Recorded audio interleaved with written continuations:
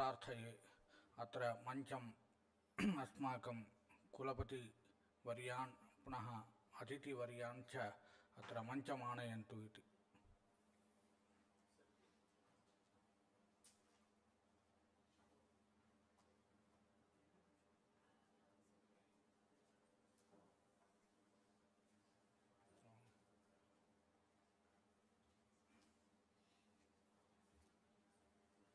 विभागाध्यक्षान् च संप्रार्थये मंचमागच्छन्तु।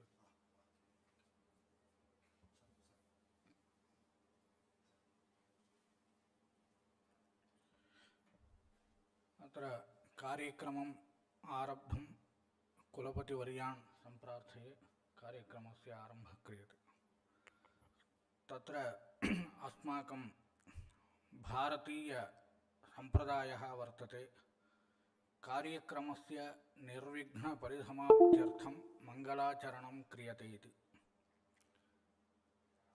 मंगलसत्त्वे समाप्तिसत्त्वमिति अन्वयव्यतिरेकाभ्यां कार्यकारणभावः अस्माकं ऋषिभिः निश्चितः वर्तते। तदर्थम् अत्र निर्विघ्नपरिसमाप्त्यर्थं मंगलाचरणं कर्तुम् अस्माकं छात्रगणान् अत्र संप्रार्थये आगत्य मंगलाचरणं कुर्वन्तु इति।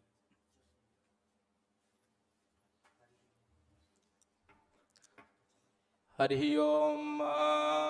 भद्रं कर्णेभिः शृणुयाम देवा भद्रं पश्येमार्च्छविर्यजत्राः स्थिरैरङ्गैस्तुष्टुवाग्ंसस्तानो बिव्यासेमायि देवायितञ्जदायुः। हरिः ओम।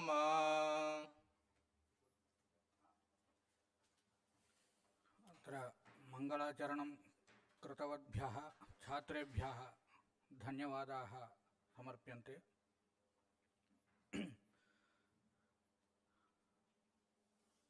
अत्र अस्माकं कार्यक्रमः विद्यते भारतीय ज्ञानपरंपरा इंडियन नॉलेज सिस्टम इति। अयं च कार्यक्रमः अद्य आरभ्य दिनत्रय व्यापकः अयं कार्यक्रमः।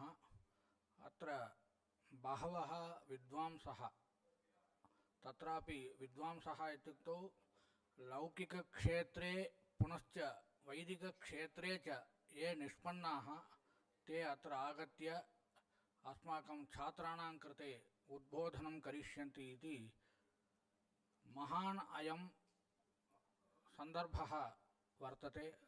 अवश्यमेव छात्रैः अयं कालः उपयोक्तव्यः इति प्रार्थ्यते। इदानीं तत्र अतिथिवर्याणां पुनश्च कुलपतिवर्याणां छात्राणां सर्वेषामपि अत्र स्वागतं व्याहर्तुम् अहं संप्रार्थये। आचार्याः श्रीमन्तः देवज्योतिजनावर्याः अस्माकं संस्कृत भारतीय संस्कृति विभागाध्यक्षाः तानहं पुनः संप्रार्थये। अत्र अतिथिवर्याणां सर्वेषामपि परिचयपूर्वकं स्वागतं व्याहरन्तु इति।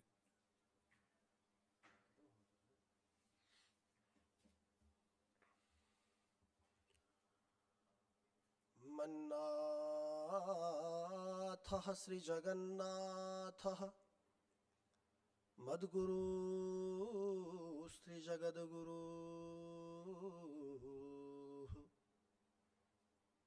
मदात्मा सर्वभूतात्मा तस्मै श्री गुरवे नमः।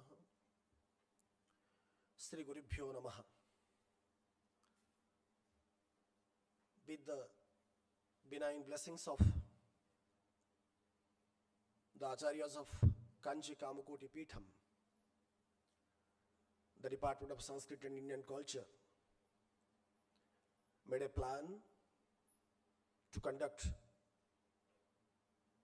3-day workshop on Indian knowledge system. It's my pride privilege to inform you all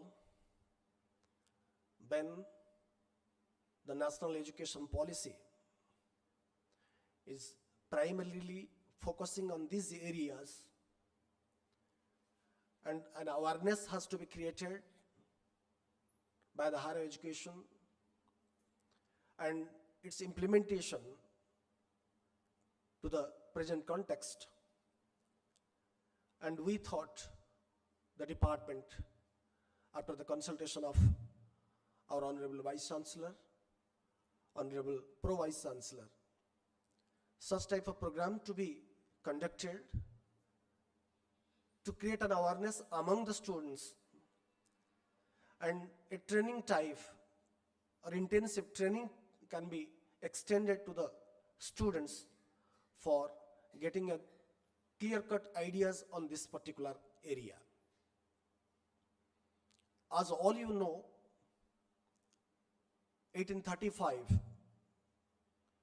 primarily or initially, the education system, it was established, then we can say the Macaulay. And time to time, that education commissioner has established to modify it, and different thoughts and ideas it was inculcated, and refinement has made on this part. We might have heard actually Radhakrishnan Commission, Kuthari Commission, and other part. And time it has come for us when all the commissions it was established, there are some lacuna or shortcomings we found where the educationists, they thought it has to be refined or redesigned in a better way for the understanding of education system. And we are just deviating from the part of ancient education system where the Indianness or Bharatiyata, we are just losing from our side. The national education policy, it was focusing on the system of Indian knowledge. That is the prime objective of this workshop, when throughout India it is a plan and an expedition like each and every higher educational institution, they are focusing on this area. And proudly I can announce you here from the Department of Sanskrit, under the guidance of university, we had established IK Center, Prasarana Kendra, Yukti Prasarana Kendra, where Dr. Naveen sir has attached to this, Dr. Konda Srinivasan sir has attached to this, then Mathematics Department, Professor Gayatri is also attached to that, and Narasimhan sir also from our my department. And recently actually we got another project from IKS, where Narasimhan sir and Rao sir has established this. So in this juncture we thought this is the prime object of the department to create such type of awareness by organizing this workshop for the betterment of this education system, particularly in our university. So in this juncture, first of all, I would like to invite or welcoming to this forum my Honorable Vice Chancellor, Professor J. Srinivasu, who has consented to be present for this program and extending his presidential address. So I wholeheartedly welcoming you, sir. And it's my pleasure, the two eminent scholars and those who are going to extend their lecture, Sri Krishnanji and Sri Mukundanji. Basically, even though these two prominent scholars, they are, expertised in law, they are all advocates and CA, but their exposure in Manusmriti and Dharmasastra is actually beyond the imagination. And they had made more effort at least to establish the ancient system of judiciary and to the present context of law. So it is our pride, privilege at least to invite this scholar to this forum, and I wholeheartedly welcoming you, sir. And the coordinator of this IKS program, Dr. R. Naveen, and who has made all sorts of arrangement, and I am welcoming you, and particularly the experts. I mean, Padmaja ma'am is coming from Chennai, VG Bhagini is coming from Chennai, and other people are coming.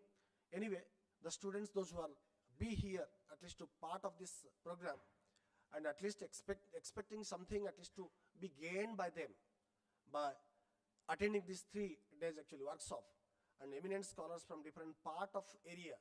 We have invited actually Ayurveda scholar, we have invited actually Vedic mathematics scholar, and Dharmasastra, and different areas of IKS, and where it will be more beneficial for you.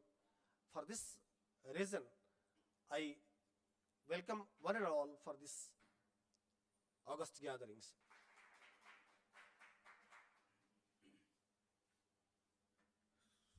स्वागत भाषण विहितवद्भ्यः आचार्येभ्यः देवज्योतिजनावर्येभ्यः धन्यवादाः। इदानीम् अस्माकं कुलपतिवर्याः आध्यक्ष्यभाषणं विधास्यन्ति, तानहं सम्प्रार्थये अत्र स्वीयम् आध्यक्ष्यभाषणं विदधतु इति।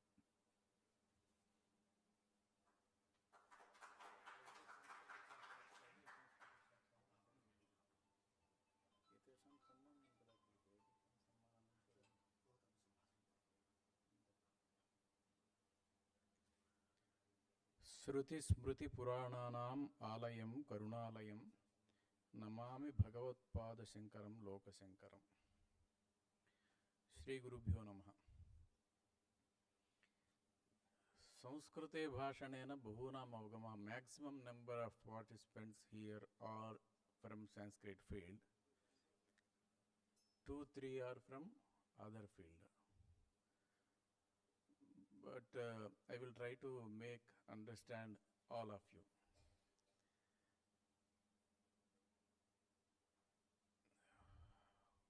Indian knowledge system, it is translated as Bharatiya Jnana Parampara.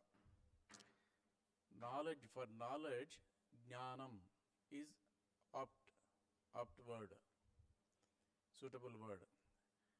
But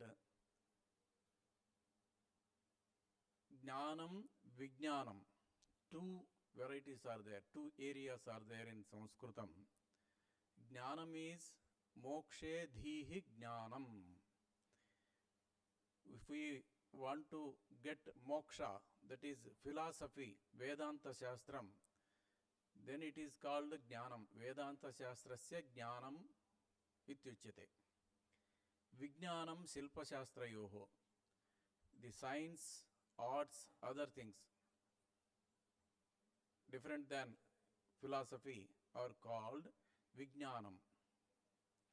So, this Jnanam and Vijnanam, this Bharatiya Jnana Parampara includes these 2, not only Jnanam, but Vijnanam also it includes. Now, if we take Jnanam, that is philosophy, many people say that Indian Bharat philosophy, Bharatiya Tattva Shastram is better than any other philosophy written in any other language. That people say. I don't know, I didn't read all those philosophical books available in Plato, Aristotle, Socrates, so many philosophers are there. Many philosophers are there. Only one paper I studied at my MA examinations. That also translated into Telugu by somebody. So, but I couldn't understand. But whatever it may be, those philosophies deal with mainly with elements, Panchabhutas. So, from Panchabhutas, what sort of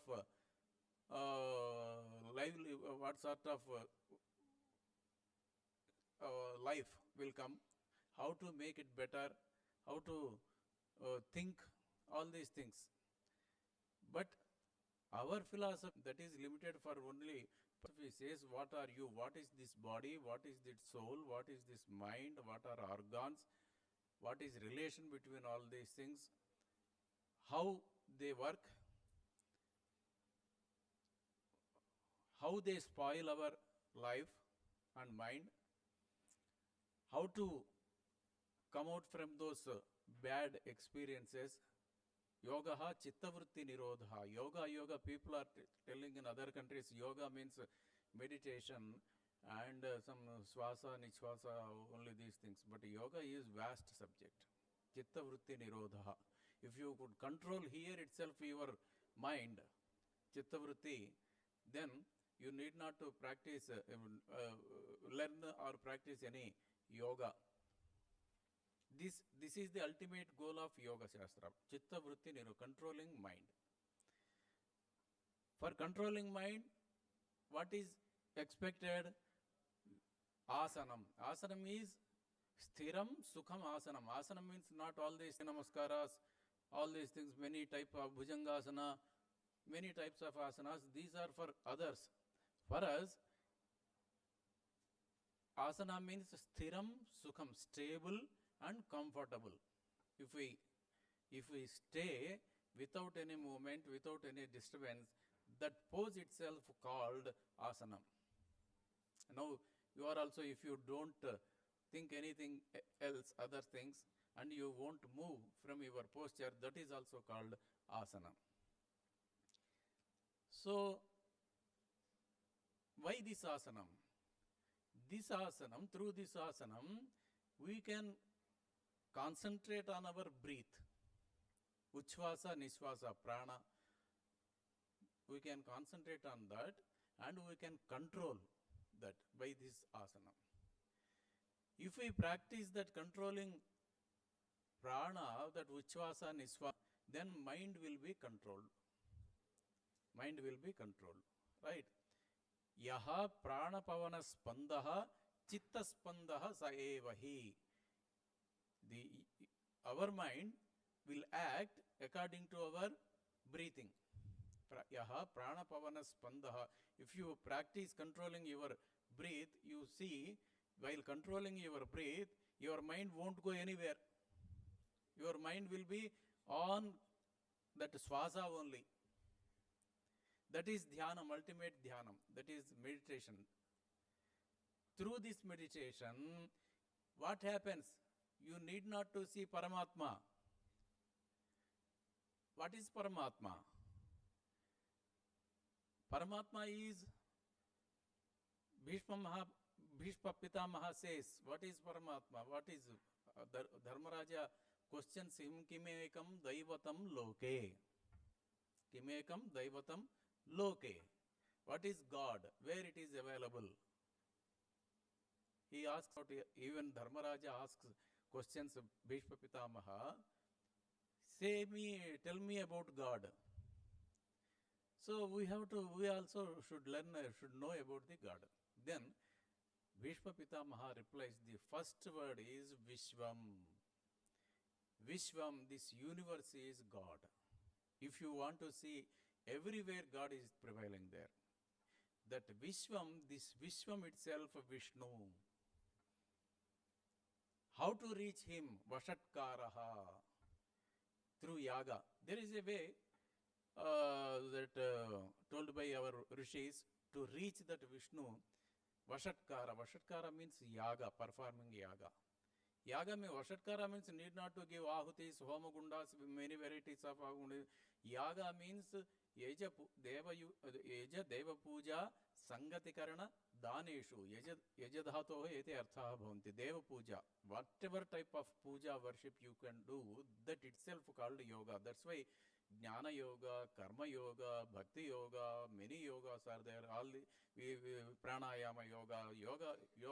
Yaga means not only sacrificing that Agni Karyam, but many types of yagas are there.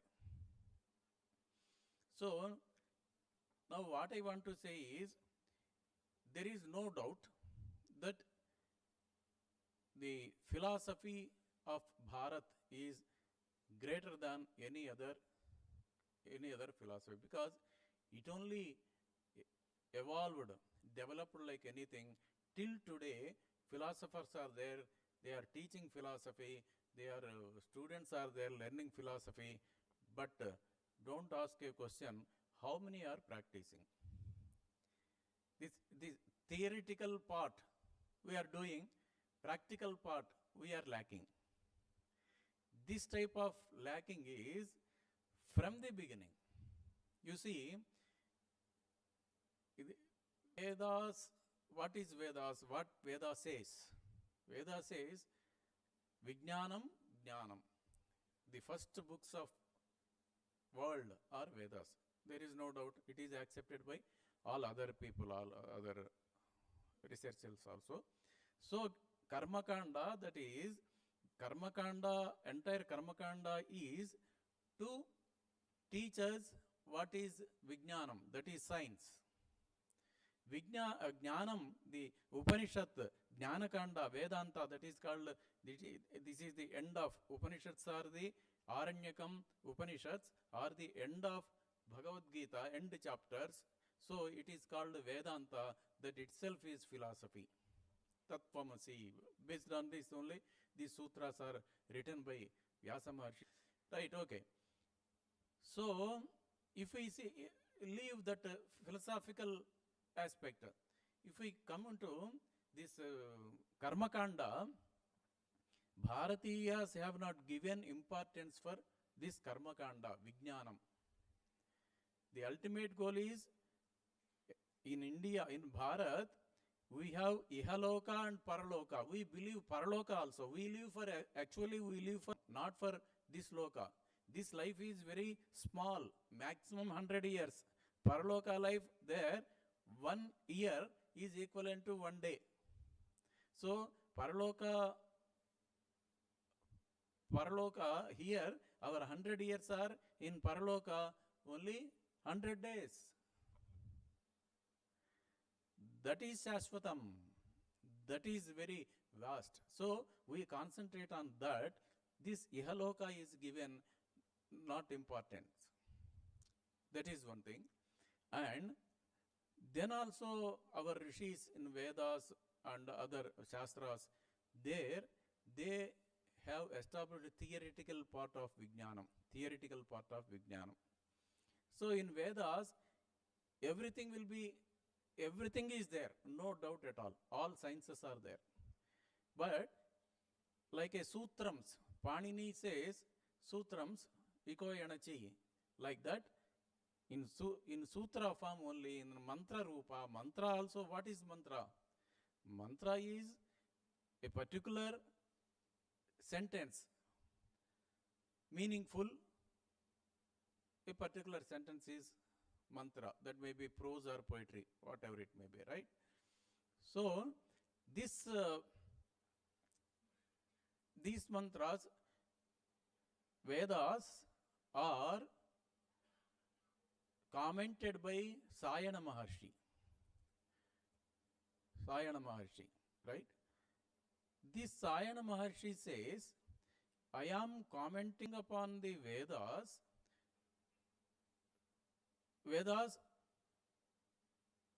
for the purpose of performing yagas. I am commenting these Vedas for the performing as yagas, not more than that. Same time he says, these Vedas are having multiple meanings. Multiple. I am approaching in this way. This is one route. Right? There are so many meanings, so many science, so many Vishayas are there in Veda. If somebody wants to make bhashyam, make commentary, he can do it. There are so many things.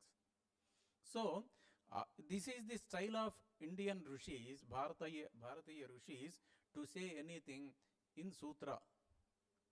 They think sutras only, if suppose, if you write in short form, then it will be memorized easily. Vedas also memorized.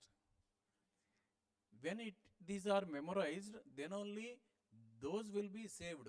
If the books, if it is in books, then books, we don't study all the books, we don't remember what is written, right? But Vedas are remembered from the Srishti to till today, same form. How it is happened? The writing skill, the writing type of our rishis, that itself scientific. The sentence formation, words choosing, expression of thoughts, all these things are scientific there. In language wise also we can make researches on Vedas. And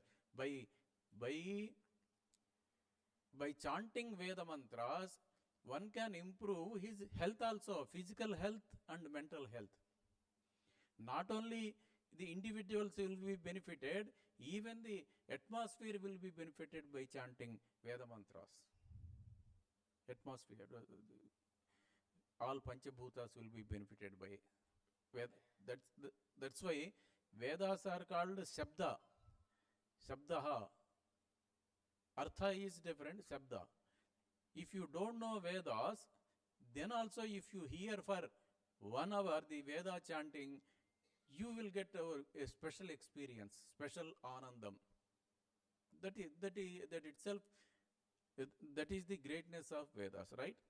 Now afterwards also, when Shastras came, all the Shastras, Nyaya Shastra, Vyakarana Shastra, all the Shastras are written in Sutra style only, because the Vedas are in Sutra style, so these are also in Sutra style. The Shastras are presented. All these things are before Christ itself, before Christ 500, 6,000 years back itself, all the Shastras evolved in Sutra Rupa. The Shastras, what are the Shastras? Shastras are science only. Vyakarana Shastra means linguistical science. Nyaya Shastra means regarding the logic. Logic, of course, they developed logic highly, but Nyaya Shastra says about the Panchabhutas. That is there. Right? So, like this Vaisheshika Shastra, Mimamsa Shastra, there are so many these Shastras. Now, after Christ, the commentators started to develop the content, evolve in those sutras. Though commentaries made, so some ideas are given to the people. What is this Vijnanam? Like this, step by step, in Bharat, all the Shastras, Vijnanam, science is step by step evolving. Some Shastra, the theoretical part, practical part, they converted into practical part also. Some Shastrakaras, like Vastu Shastram. Vastu Shastram is practical part. Ayurveda is practical part. Paka Shastram, Dhanush Shastram. Dhanush Shastram is Upaveda. Dharmasastra, sirs will say about the Smritis, their relevance to the present society. That also they will explain, right? So, Yoga Shastra, these are made into practical things also. But some other Shastra, physics, chemistry, mathematics, all these Shastras also there. Agriculture is there. All are there. But when in India, in Bharat, the scholars started to make practical everything, then the foreign invasion started in Bharat. Then the Vaideshika Akramanam, invasion from other countries happened. So you see, Buddha, Nalanda University, Takshila University, Buddha literature, if you learn about the Buddha literature, all these physics, chemistry, everything is there. Very advanced knowledge. How to make metals, how to mirrors. இப்போ இருக்கிற இந்த mirrors மாதிரி இல்லை, special quality mirrors. how to stop aeroplane in sky itself. All these things are there. They made it practical also. But that Buddha philosophy, we must understand that Buddha's philosophy or whatever it may be, Buddha's literature, Vangmayam, also based on Vedas only. Even though Buddha criticizes Vedas, Buddha criticizes Vedas. For what purpose? In his mind, dharma means different. That's all. Dharma means not said by Vedas. That is only not dharma. Other dharmas also there which are easily applicable to the society, which will benefit to the society directly. So he concentrated on that. But Buddha's philosophy, Jaina's philosophy, everything is based on Vedas because they born as Sanatanis. Buddha, after Buddha only Buddhism came. Buddha born as Sanatana, Vedic Dharma. All others. So their mind is with full of Vedic thoughts only. Somehow they just converted and they made some other things. That is different. So when we started in Bharat, practicality, bringing practicality to the society, to the life, then the foreign akramanams, foreign invasions happened. Then onwards, our books are destroyed, our temples are destroyed, everything. Our diamonds are looted. Kohinoor, so many diamonds. Diamonds are looted. So everything, even lives are. Even they killed thousands of people for their satisfaction. So at that time, the Bharatiyas' goal will be to protect themselves. Uddhared atmanatmana, atmarte prithivin tyajet. So first we have to protect ourselves. When we fly through flight, there also they say, first you protect yourself, oxygen, and then you try to give it to some others. So this was the situation in Bharat for the past 1500 years.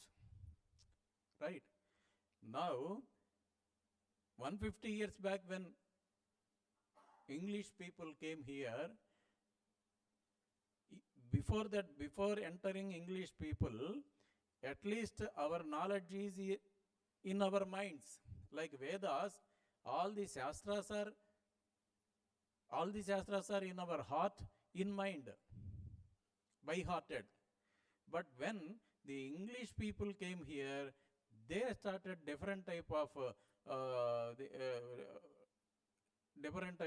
problem. That is, even from the mind we have to remove all this Bharatiya Tattvam. So they started, you are fools, your education is foolish, no science is there, nothing is there, entire your Bharatiya knowledge, Bharatiya education, everything in equal to our third standard or KG level. So we started to believe that. Why we have started to, this was compulsory on our heads. This was compulsory. We helped as a police to them for ruling. We have done clerical jobs, all these things. For that only their purpose, to make us slaves. That in that area, they won the game, we lost. So this was the bad thinking they developed into our minds, that we also started, we are fools. So now it is great time to awake ourselves. Vivekananda says, what is the greatness of Mother India? Is there any philosopher or brilliant than Vivekananda? If Vivekananda lived for 100 years, if Shankaracharya lived for 100 years, this Bharat could be the Vishwaguru, at that time itself, Vishwaguru. Now it is a chance again to us to awake ourselves and to bring back the glory of our Bharatiya system. For that, we have to make so many things to understand. So now the modern thought and traditional thought. Now we have to combine these two things. Then we have to understand what is good. What is good? I don't say that every Indian thought is good. If it is not good, we can adopt from other countries. But we have to study, comparatively study what is good. Then only Nirakshira Nyaya. Then only we can make help to the society. So Sanskritam students not only limit your knowledge only for Sanskrit literature, all these things. The organizer Naveen sir, with his acquaintance, he called so many scholars who are working in modern field and collaborating these two areas. Please don't lose this opportunity, and something you get information and you start thinking on that way. Jai Bharat, Jayat Sanskritam. Right.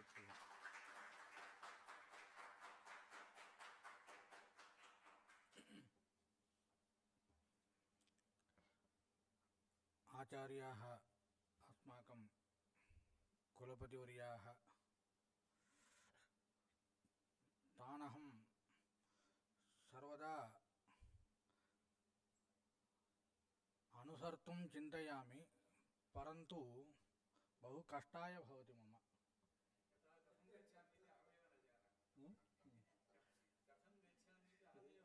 भवन्तः सम्यगेव ये पश्यन्ति तेषां ज्ञानं भवति, भवन्तः सम्यक् गच्छन्ति वा इति। यतः अस्माकं सामान्यतः पतित्वम् इत्युक्तौ कष्टाय भवति। इमे च कुलपतयः भवति, तत्रापि विद्यावतां कुलस्य पतयः भवन्ति।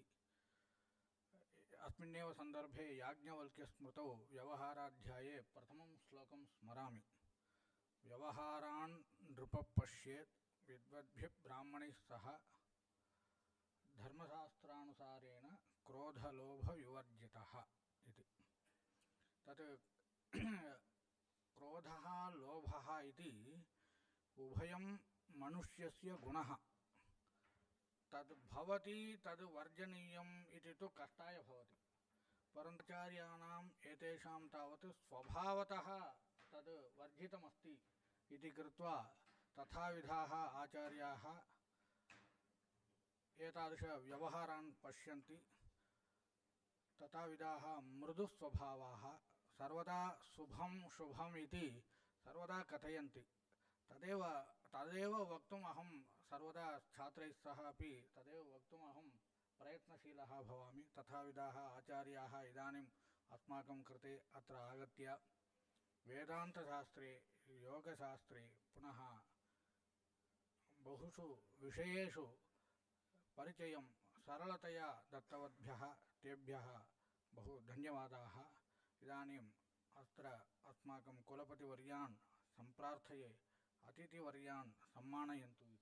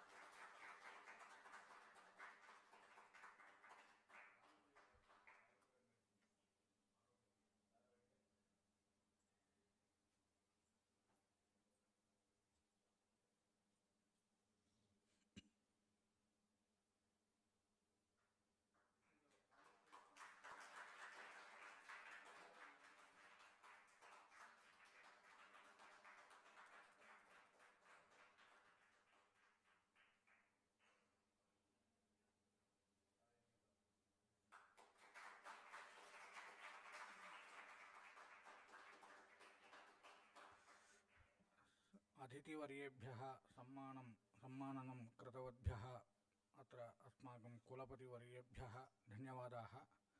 इदानीं अतिथिभाषणार्थं वयं प्रतीक्षां कुर्मः। किञ्चिदेव अतिथिवर्याणाम् अहं परिचयं कर्तुम् इच्छामि। इमे च कृष्णन् वर्याः इति, इमे च इंजिनियरिंग समापितवन्तः, तत्रापि मुम्बै IIT मध्ये, ततः परं विदेशे हार्वर्ड् यूनिवर्सिटी मध्ये उपरितनम् अध्ययनम् अपि तैः कृतं। तन्मात्रं न, तत्र काश्यां विराजमानाः इदानीं स्वर्गपदवीं प्राप्तवन्तः पीयूषकान्तदीक्षितवर्याः न्यायशास्त्रज्ञाः, तेषां निकटेपि गुरुकुलपद्धत्या न्यायशास्त्रमपि इमे पठितवन्तः। तन्मात्रं न, लॉ इति उच्यते खलु, न्यायविद्या, लौकिकन्यायविद्या, तत्र इमे च परिनिष्ठिताः। इदानीम् आर्बिट्रेशन् लायर् सन्ति, तथाविधाः इमे सन्ति इति कृत्वा एतेषाम् अत्र संस्कृतभाषायां लौकिकभाषायां च निपुणता वर्तते। विशिष्य तत्र लॉ विषये, अर्थशास्त्रविषये निपुणाः तथाविधाः अत्र आगत्य अस्माकं कृते अनुगृह्यन्ति इति एकः विषयः।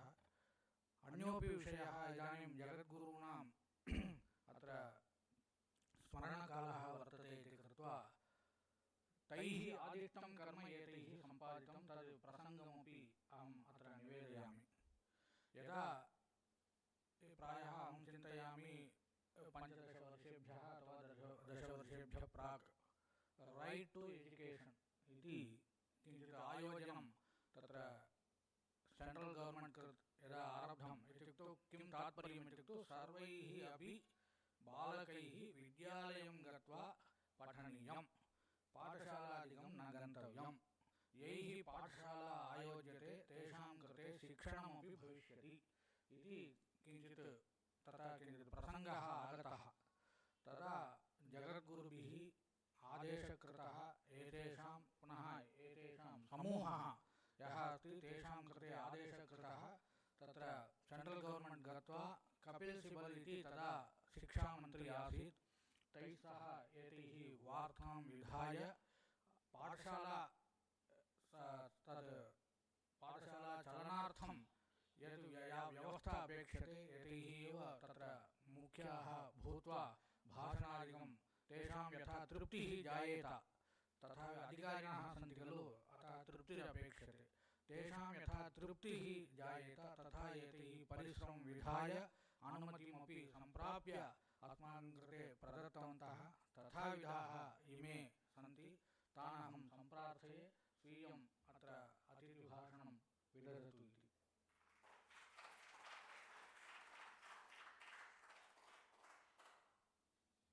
धन्यवादः। I extend my warm greetings to the university, primarily represented by Honorable Vice Chancellor Ji, who gave us a very inspiring direction speech to begin this 3-day IKS session on understanding a national workshop on IKS. I also extend my greetings to Jaina Ji, the head of department of the Sanskrit department, who has organized this event and invited me and many other such people who are interested, who have associated with various aspects of IKS during the course of their practice, both professional and otherwise. I am also thankful to Naveen Ji for introducing me to these activities, and he continues to be a source of inspiration because Naveen Ji is part of, we have a Mitakshara study group, since I am a law professional, a Mitakshara study group to understand how various aspects of Dharmasastra, because up to quite recently, up to around 100 years ago or so, Mitakshara used to be the bedrock of how human relations would be understood within our country, across the country, from Kashmir to Kanyakumari, Attak to Cuttack. So that used to be the, in a way, what we can think of as a constitution. Today, as we think of a constitution, we had a binding unifying Dharmasastra in our country. And Naveenji is part of the process of our Mitakshara study group to help understand how we can associate and bring ourselves to be closer to that vision. So in this regard, since I've been asked to give a short introduction to this process and also part of what we are doing now, I can only think of, as the Vice Chancellor ji had pointed out, we should think of what is the primary purpose of Vidya, because we've all been associated with the shloka which says, Vidya dadati vinayam, vinayad dhyati patratam, patratvad dhanam apnoti, dhanat dharmaha, tatas sukham. So therefore, we have a component of artha. We need artha to perform our dharmas with our body and through our facilities available to us. For that, we need vinaya first, because we need patratvam, we need a suitability. We need to be able to extend our services to society as an individual. For that, we need vidya.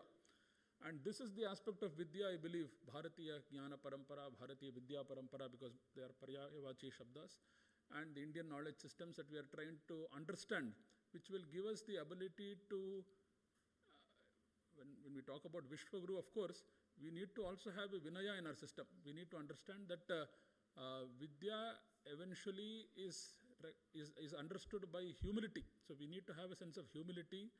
And I'm also reminded of this shloka which says that Yukti Yuktam Grahyam Baladapi Shukadapi Yukti Hinaha Vachastyajyam Vruddhadapi Shukadapi. So that means we have to use our critical faculties of our mind to see which part of knowledge is useful, meaningful, if it comes from a bala, even from a child, or from a shuka, even if it is merely parroted by a bird, we should be ready to accept it.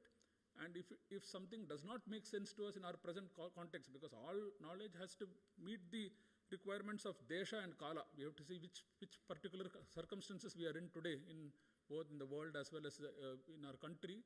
And if it does not make sense, we have to set it aside and continue with what makes sense. So from that aspect, from a humility, from a Vinaya viewpoint, we need to approach our understanding of the Indian knowledge systems, Bharatiya Jnana Parampara.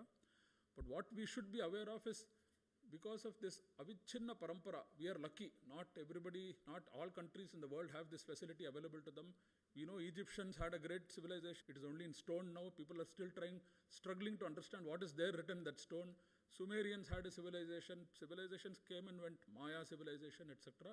We have a living tradition available. We have scholars here in the university, all over the country. We have great scholars who are continuing with those living traditions.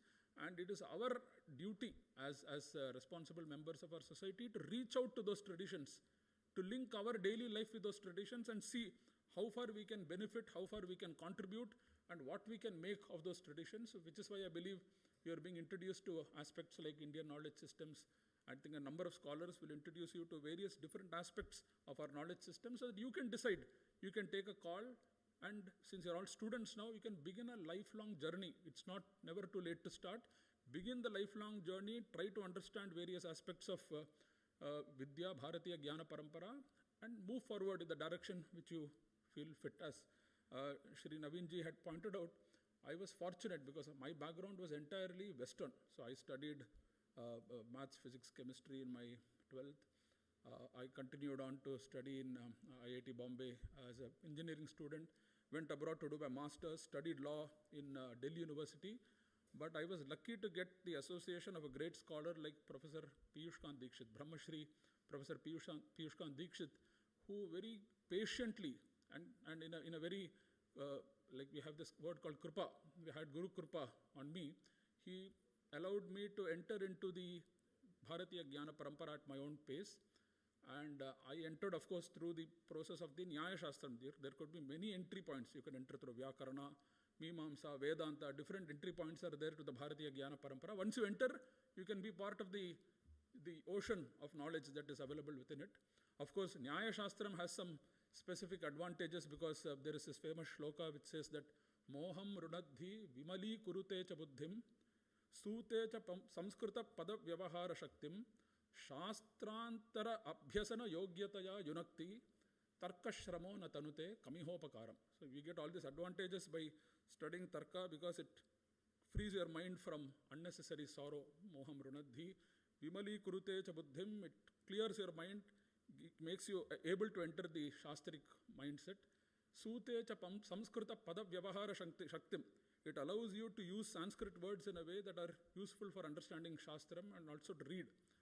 Shastrantara abhyasana yogyataya yunakti. It allows you to read other Shastras, not only Nyaya Shastram, you can read that. Like today, through the assistance of scholars like Naveen Sharmaji, we are able to read Dharmasastra, which is useful to, say, legal practice, or Arthaashastra, which is useful to, say, political science or understanding how society should govern itself or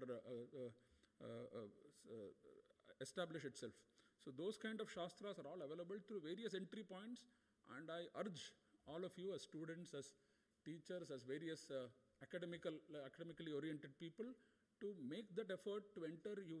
Entry points are available all over, wherever you look around. Here you have renowned scholars in your midst, and that entry point, once you enter, I can assure you it can lead to a lifelong journey of mostly self-discovery, because at the end, as the Honorable Vice Chancellor pointed out, the primary purpose of all this Vidya is Atma Jnanam, Atma Darshanam. After that, whatever comes out is only a byproduct, whether you can become a great scholar, be known to the world, contribute, do something at scale or do something at your own small scale level, etc. But at the heart of all of this is your own Uddhara, Atma Uddhara. And that I believe is possible through the Bharatiya Jnana Parampara like no other knowledge system. So I humbly submit, all of you should find your footing and begin your journey in the way that is best suited to you and your temperament. Thank you. I think we'll continue later. Thank you.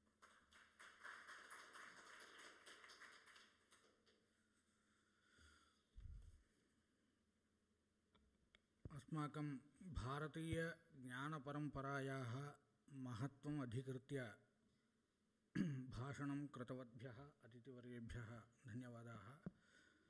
विशिष्य शङ्करविजयेन्द्र सरस्वती स्वामिपादाः, तेभ्यः अस्मिन् सन्दर्भे नमस्काराः समर्प्यन्ते. एवम् अस्माकं कुलाधिपतिवर्याः, तेभ्यः अपि अस्मिन् सन्दर्भे अत्र धन्यवादाः समर्प्यन्ते. यदा तावत् आचार्यैः विभागाध्यक्षवर्यैः कुलपतिसकाशे एवं रीत्या कार्यक्रमः अस्माकं विभागपक्षतः करणीयः इति यदा आचार्यैः तेभ्यः निवेदितम्, अनुपदमेव तैः उक्तम्, अवश्यमेव अयं कार्यक्रमः करणीयः, यतः अस्माकं विश्वविद्यालयीयानां सर्वेषामपि अयं महान् उपकारः भविष्यति. दिनत्रयव्यापकः अयं कार्यक्रमः भवतु इति तैः सप्रमोदम् अङ्गीकृत्य अस्माकं कृते सर्वविधव्यवस्थाम् अपि कृतवन्तः. तथाविधाः अस्माकं कुलपतिवर्याः, तेभ्यः अस्मिन् सन्दर्भे नमस्कारपूर्वकम् अत्र धन्यवादाः समर्प्यन्ते. ततः परम् अस्माकं विभागाध्यक्षाः एतद्विषये के आह्वातव्याः, तत्र विशिष्टाः, विशिष्य तत्र प्रसिद्धाः शास्त्रसेवां कुर्वन्तः के भवन्ति, तथाविधाः भवन्तु इति तैः अस्मिन् सन्दर्भे बहु विचारः कृतः. तथाविधान् अत्र आहूय इदानीं दिनत्रयव्यापकः अयं कार्यक्रमः चाल्यते.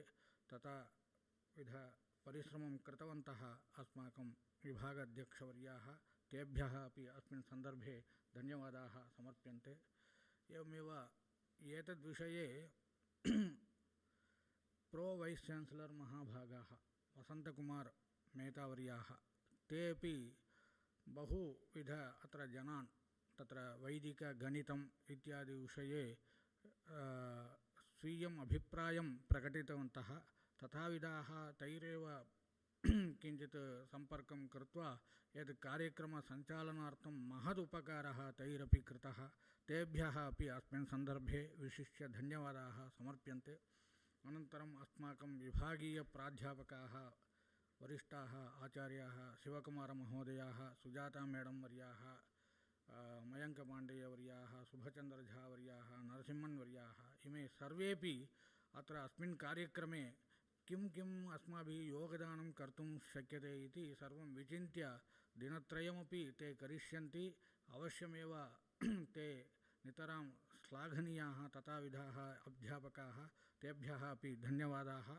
अनन्तरम् अत्र ये समुपस्थिताः अस्माकं नागेश्वरवर्याः, तेपि अत्र कदाचित् भाषणमपि कदाचित् तेषामपि स्यात् इति मन्ये। तथा किं किं कार्यक्रमः कर्तव्यः इति तैरपि तदा तदा परामर्शः कृतः। तेभ्यः अपि अस्मिन् सन्दर्भे धन्यवादाः समर्प्यन्ते।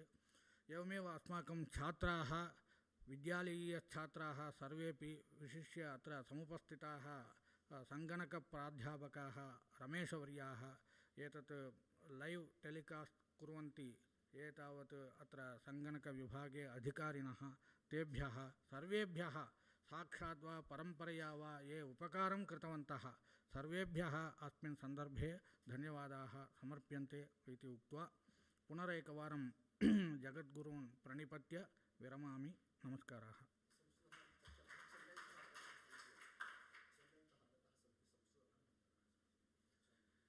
अत्र एतत् कार्यक्रमे कार्यशालायां भागं गृहीतुम् अत्र चेन्नैतः संस्कृतभारतीपक्षतः विजयलक्ष्मी प्रभृतयः याः महाभागाः अत्र समागताः, तेभ्यः अत्र स्वागतपूर्वकं नमस्कारान् समर्प्य अत्र विरमामि। धन्यवादाः।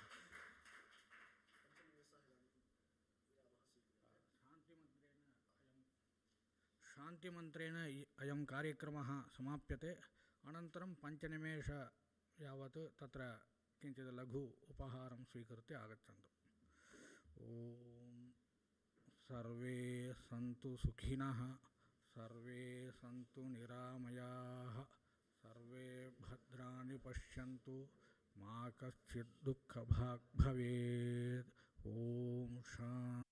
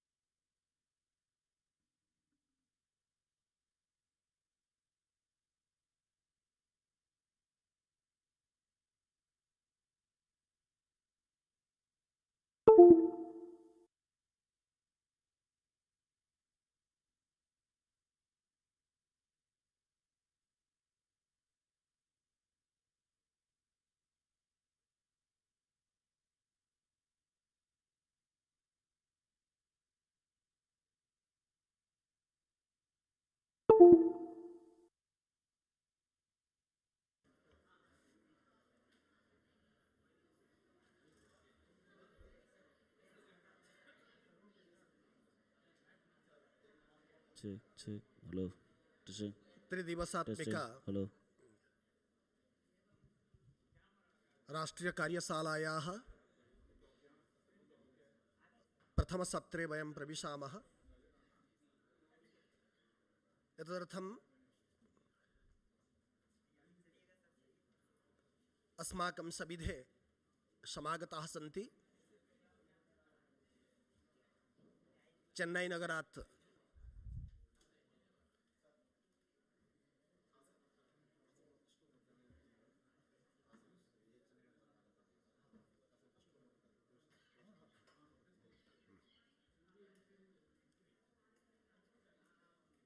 लौकिकन्यायविषये कृतभूरि परिश्रमाः तादृशः विद्वांसः अस्माकं प्रार्थनाम् अङ्गीकृत्य अस्य सत्रस्य कार्यभारं वोढुम् अङ्गीकृतवन्तः। तर्हि एतयोः विशिष्ट अतिथिवर्ययोः विश्वविद्यालयपक्षतः आदौ तावत् हार्दिकम् अभिनन्दनं विज्ञापयामि।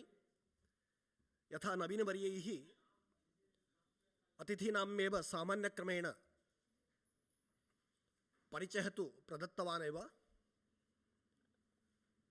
प्रसङ्गतः इदं मदीयं दायित्वं प्रथमं तेषां परिचयः तु नूनम् ईषत् करणीयं भवति कार्यक्रमस्य आरम्भात्। एते भवन्ति कृष्णन् वेङ्कटरमणन् महोदयाः।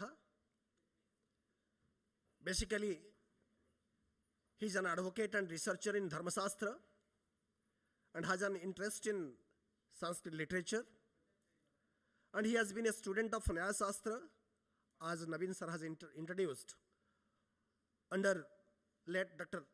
Piyush Kant Dikshit, an eminent scholar in the field of Arthaashastra, and who was actually working in Lal Bahadur Shastri, Central Sanskrit University, New Delhi.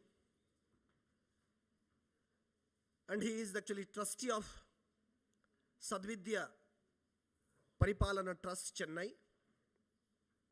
And apart from that, he has a previous academic background of engineering with a BTech from IIT Mumbai, and thereafter MS degree from Harvard University, and thereafter sir has completed LLB from the University of New Delhi.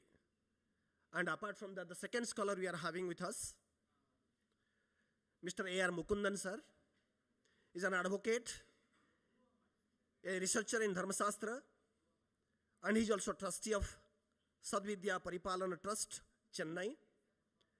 And sir has studied law at Government Law College, Chengalpet, and he is also a member of Institute of Company Secretary of India. So with this few introduction, I invite two eminent scholars at least to have the session. Sir, floor is for you now. Thank you.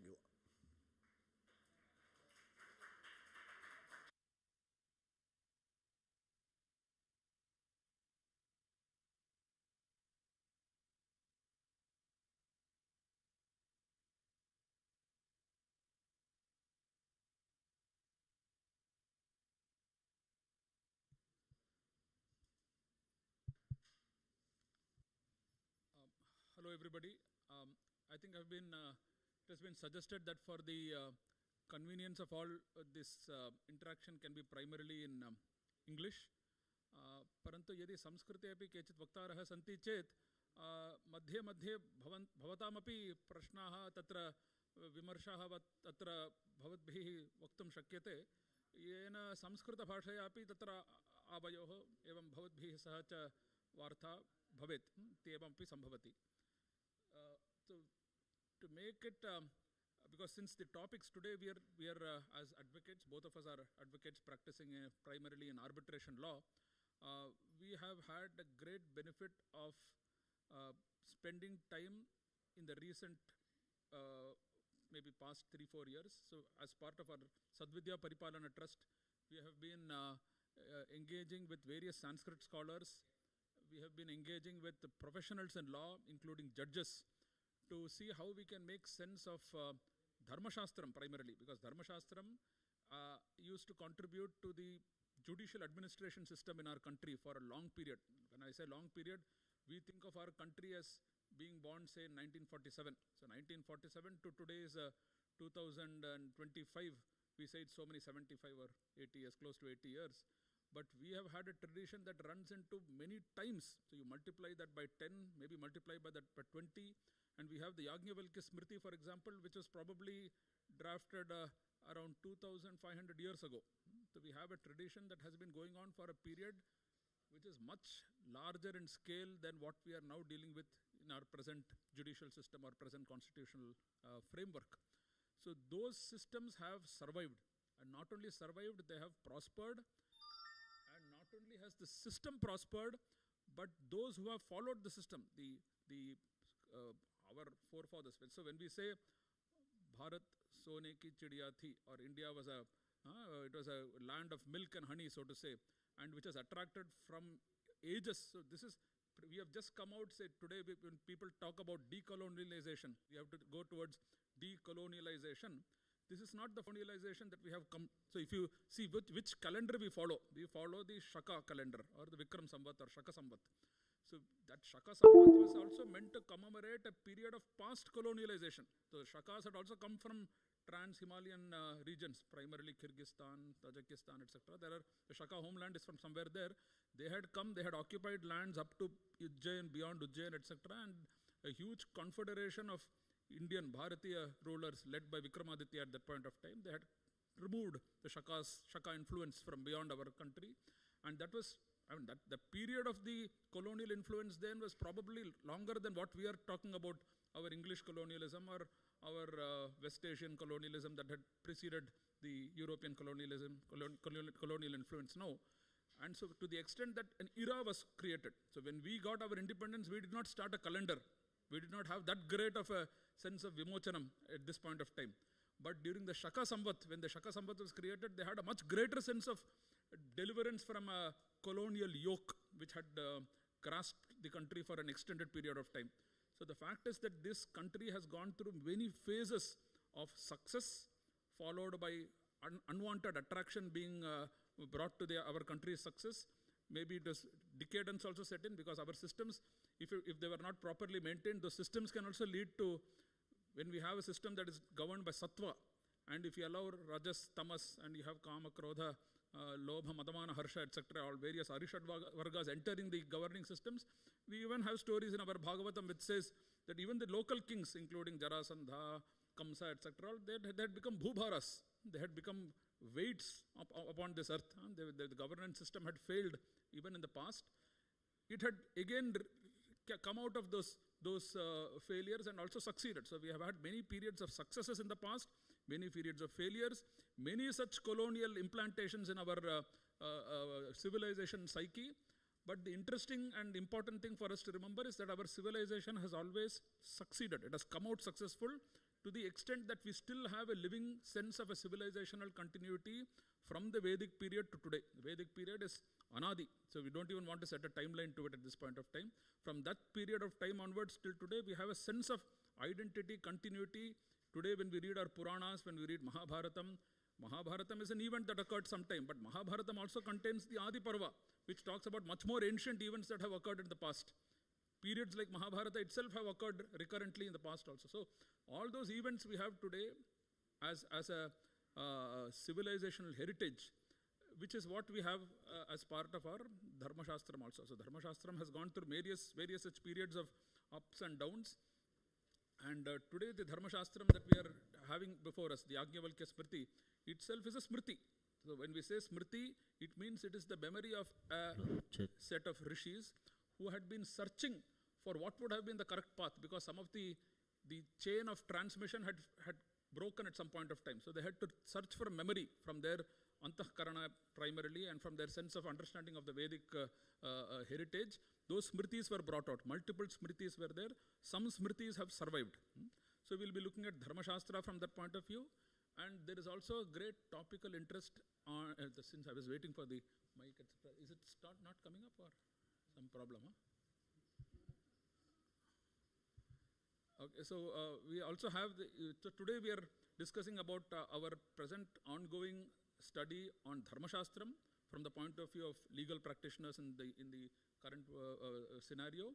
Also Arthaashastra. So Arthaashastra, when we think of Arthaashastra, we think of Kautilya, Chanakya, and how what kind of system he has sort of set up, especially something that was successful at the time of Chandragupta Maurya, because Chanakya was supposed to be the advisor and guru of Chandragupta Maurya, and Chandragupta Maurya's grandson was Ashoka Samrat, whom we all consider to be one of the greatest rulers of our country, if not the entire world historically, and who set up probably one of the largest empires in the world. Because when we think about our country,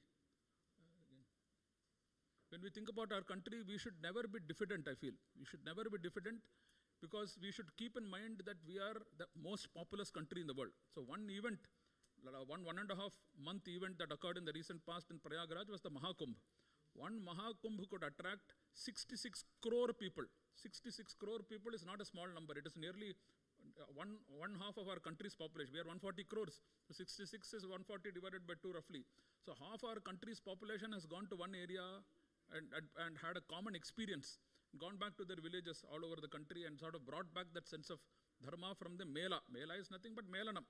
People getting together, knowing you don't need an intermediary, you don't need propaganda, you can see how the people of the country live, go back to your place. Every 12 years the cycle is renewed. So these kind of events take place in our country. We have a sense of common identity, and we have the world's largest population, 140 crores. Out of how many is the total population of the world is 6 billion. So out of 6 billion, we have 1.5 billion here, 1/4 of the world's population. Next door is China, which is another 1.5 crores. So half the world's population is in this area. So we should remember that we are the center of gravity of the world. We are the center of gravity of the world. We have been giving vision and leadership to the world at all points of time in the past. And that leadership is reflected in our Shastric tradition. So today we are looking at primarily some of the Shastric traditions, two of them primarily, the Dharmasastra tradition and the Arthaashastra traditions. So I should be letting you know that we are but humble students. We are ourselves more getting into the process of understanding Dharmasastra. I have a little bit of a Sanskrit background.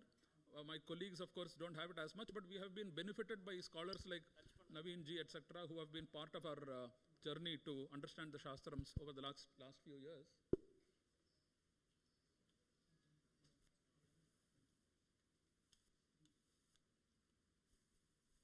So, but we thought to make it meaningful today, rather than having a continuous lecture of 1 hour, etc., we will have it in a conversational form. So Mukundan ji and I will have a conversation, but please feel free to ask any questions, interject, and if you have any doubts, any other suggestions, any of something that you would want to share, because we should have a sort of a closed forum amongst ourselves, and it should be a process of sharing our experiences. So from that, now it's working, huh?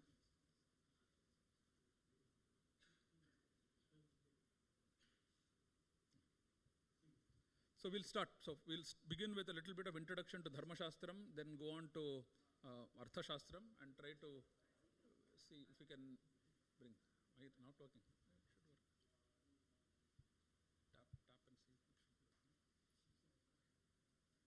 Tap and see. I think maybe even without the mic you should be.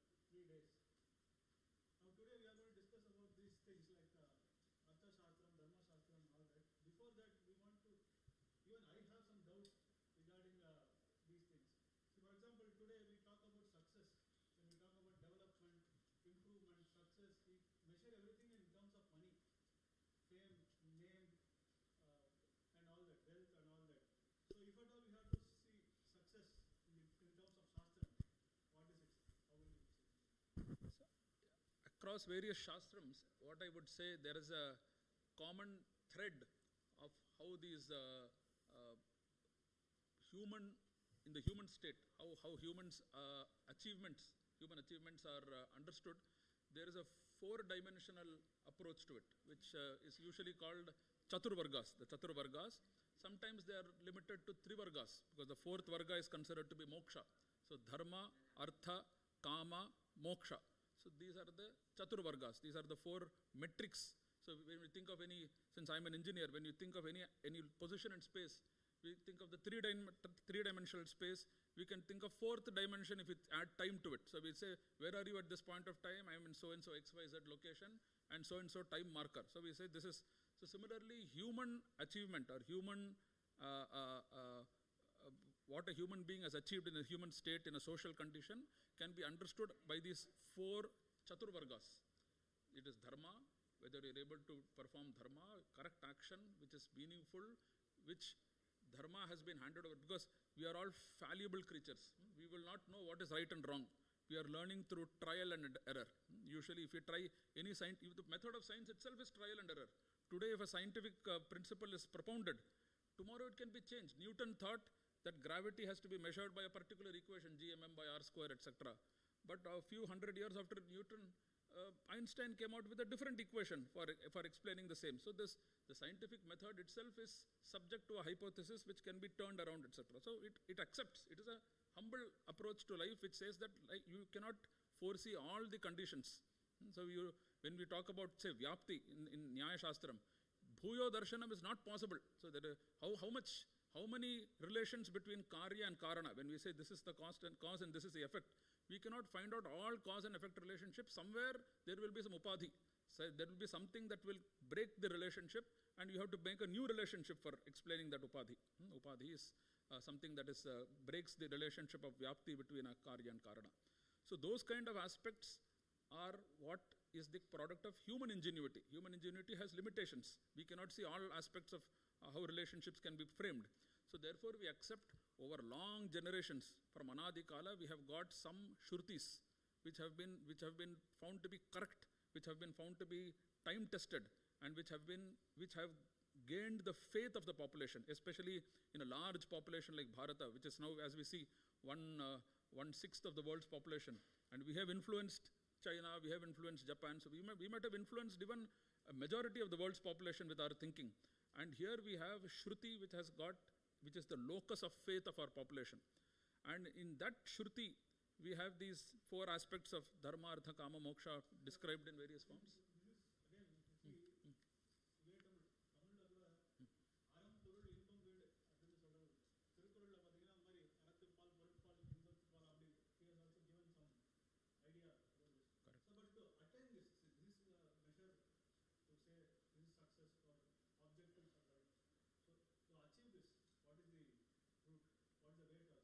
Way to achieve is you follow Dharma by following the correct sources of Dharma, which are infallible, Shruti, and then Artha, because without Sharira Madhyam Khalu Dharma Sadhanam, you need a body, you need wealth to be able to pursue Dharma. So today we'll be seeing the Dharmasastra and Arthaashastra, how they conceptualize Dharma and Artha. Then Kama, so even Chanakya says, na nishkamasyat, you should not deprive yourself of bodily pleasure, sensual pleasure. So you should have access to Kama also, and Moksha. You should have a sense of putting everything in its perspective and going beyond that. But also, both in Dharmasastra and Arthaashastra, it has been clarified, it should be in balance. You should never, too much Dharma at the cost of Artha will also lead to problem. Too much Artha, if you put Artha in primary at the cost of Dharma, that will lead to problems. So a balance, a judicious balance is required for all four. Now we'll go into Dharmasastra.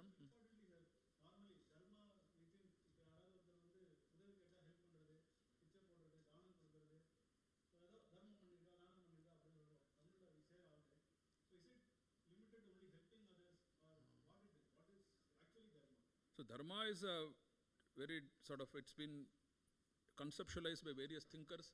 One of the foremost thinkers on Dharma is Manu, because the Manu Smriti itself has come from, and he says, for example, he says, Dharma has various elements. Yajnavalkya, he himself has said, because Yajnavalkya, today there was discussion about yoga, and yoga as being Atma Darshanam. So Yajnavalkya has said, Ijyachara Damahimsa Dana Swadhyaya Karmanam Ayamta Paramo Dharmo Yad Yogena Atma Darshanam. So that means the primary dharma is you should have Atma Darshanam. You should be able to see who you are, understand who you are. That is the purpose of dharma. All these other factors which you mentioned like dhanam, etc., those are only ancillary. They are not the primary dharma. And this example is from the Mahabharata's Shanti Parva, which is a very simplified but meaningful example of dharma. It says, Yadanyair vihitam neched atmanah karma purushaha natat pareshu kurvita janan apriyam atmanah. So if you know, janan, if you know that something, if done to me, is going to harm me, do not do it to others. Only do to others, do unto others what you would expect others to do unto you. This is a simplified understanding of dharma, and which can also hold us in good stead for understanding how to understand and how to see if an action is dharmic or not. So if you see a country acting in a certain manner, the first question to ask is a country or an individual. First question to ask is, will that person want the same action to be done to him? Will he be satisfied with that? If the answer is no, that means it is adharma, it is not meeting the definition of dharma. So, with today's context, today's present scenario, what are the traditions of this Shastra, Dharmasastra, because we have a number of traditions that have developed over centuries, but what we have now, some of the strings that are left over, we have, say, the Manusmriti followed by various other smritis, because the Manusmriti itself acknowledges that directly to the intent of the Veda. Today, as the Honorable Vice Chancellor had said, for example, Sayana has interpreted the Veda from the point of view of yajna, how to perform yajnas. But he says there can be many other interpretations. The Veda itself is subject to multiple interpretations. Portions of the Vedas have also been lost over time. So therefore, we need the smritis to fill in the gaps of what is dharma. So Manu has been one of the foremost smritikaras, followed by Yajnavalkya Smriti, and there are multiple smritikaras, Narada Smriti, etc. So amongst those various smritikaras, we find that those traditions were very much alive till 1850. Because 1850 is also the British found when they came to Madras. The first British establishment was in Madras, followed by Calcutta, etc. So wherever they went, they found that the local people, even if there had been Central Asian influence through Islamic conquerors, etc., even today, for example, land is the property is the primary dispute. When we say our courts are filled with cases, there is a pendency of crores of cases. Out of that, 75 to 80% of the cases are related to property. Brother fighting with brother. What happened in Mahabharata is happening in every house. So brothers, sisters, family members fighting over small pieces of land. The court is filled with those cases. And that had been the case even earlier. People were fighting over property. So those property issues, when the British came, people were settling the property issues using smritis, especially Yajnavalkya Smriti. They found it in Madras, they found it in Bengal, they found it in Darbhanga, they found it in Varanasi. All over the country, people were using smritis to understand whether a brother should deserve the share or not, how it should be split, who should get property. So that those traditions were alive. This one. So there, one way to understand the smritis, we can use this other shloka from Mahabharatam. Arthaashastra samutpanne hyardham tyajati panditaha. Arthaashastra samutpanne sarvam tyajati durmati. So when we understand our smritis, whatever we find meaningful, we should pick. We should not say, I will throw out the baby with the bath water. If you know that statement. Whatever we find meaningful, we should take. Whatever we feel it is not meaningful, keep it aside. Nobody is forcing you to take everything. But whatever you find meaningful, at least that you should pick. That is how our traditions, they have changed over time and have reached till our point of time. So in the Dharmasastra, especially in Yajnavalkya Smriti, around 2500 years ago, they have said Purana Nyaya Mimamsa Dharmasastranga Mishritaha Vedasthanani Vidyanam Dharmasya Cha Chaturdasha. 14 places where you can find how to search for dharma. You can look at it in the Puranas, you can look at it in Nyaya, which is including Arthaashastra and Mimamsa, etc. Mimamsa, Dharmasastra. So Dharmasastra has been defined in Manusmriti to be Shrutistu Vigyayo, Shrutistu Vedo Vigyayo, Dharmasastram to Vaismriti. So Dharmasastram is primarily the Smriti. So in Smritis you can search in the Vedas to the extent that we are able to interpret the Vedas, and the Angas, 6 Angas, 4 Vedas plus 6 Angas plus Purana, Nyaya, Mimamsa, Dharmasastra, 14 places for Vidya. And so Yajnavalkya Smriti is one of the greatest living traditions. It is almost like a constitution for our country till the British times. Then in Yajnavalkya Smriti there is the very compassionate, Yajnavalkya Smriti is also subject to interpretation, compassionate and widely accepted interpretation was by Vijnaneshwara Vitakshara is the text. It was written around 900 years ago. So that is a famous interpretation.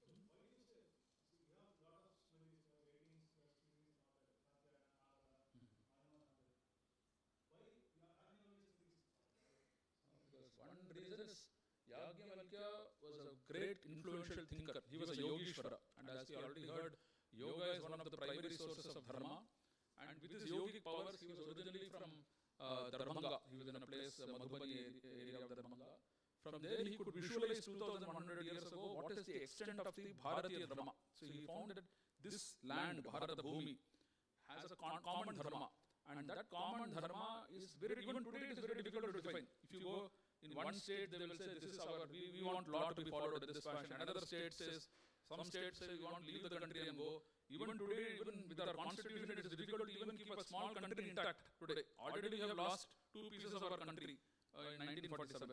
2 important pieces of our country have gone. Rest of the country we are struggling to keep it together. So what is the common dividing, common unifying factor? That even much earlier, much before our time, Yajnavalkya was able to see what is the common unifying factor for the entire land, Bharata Bhumi. And that has held instead. So various other theories have come forward. But what Yajnavalkya said around 2100, 2200 years ago, even now people are ready to accept. So that makes it stand out as a greater source of dharma. And it is written in a very scientific and in a fashion that is understandable to us even now.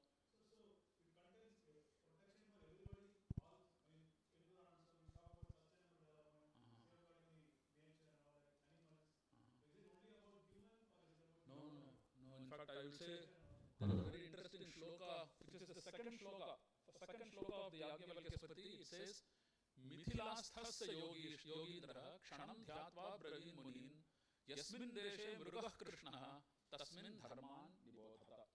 So he has now, he was in Mithila, he was a Yogisha, and at that point of time he has said the definition of dharma that binds all of us together. We are human beings. But the dharma that is binding all of us is defined by the practices of the people where the Krishna Mruga Krishna is the black buck, this deer. So wherever the Mruga Krishna is freely roaming, that is the area of dharma. So just keep in mind today, in today's world, you can see the spread of the black buck is entirely in the Indian subcontinent. It is an endemic species, just like our peepal tree. Like our peepal tree or jamun tree. We are called Jambudvipa because the jamun tree is endemic to our land. You won't find it in Thailand, you will not find it in China, you will not find it in Middle East, Africa, nowhere, only in this area. Similarly, this species is a very vulnerable deer species. It is endemic to our land, only this Bharatiya subcontinent. And so he has found that wherever our dharma is followed, wherever this dharma is followed, there these kind of vulnerable species thrive. It is interesting to know that in 1947, herds of black buck were found all over the country. Up to 50,000 deer in one herd, it was recorded in 1947. Today, as we see, dharmasya yada glanihi bhavati, as dharma is falling, it has already become endangered species in India. It has become extinct in Pakistan and Bangladesh. So you can see there is a correlation between the practice of dharma and the success of vulnerable species like the black buck. It is. No, this is black buck. Nilgai is a slightly bigger, isn't? This is that twisted horn, and this is what famous Salman Khan. This is yeah. Rajasthan Bishnoi community protects it, but it is actually all over India. So we have a black buck sanctuary even in Tamil Nadu, towards the delta area of Kaveri in. State animal, and it used to be plentifully found. Now it has become endangered, and as I said, extinct in Bangladesh and Pakistan, where the dharma has also become extinct.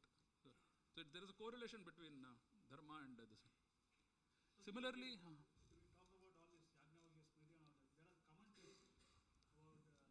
So I have heard that Vikramaditya VI, King, great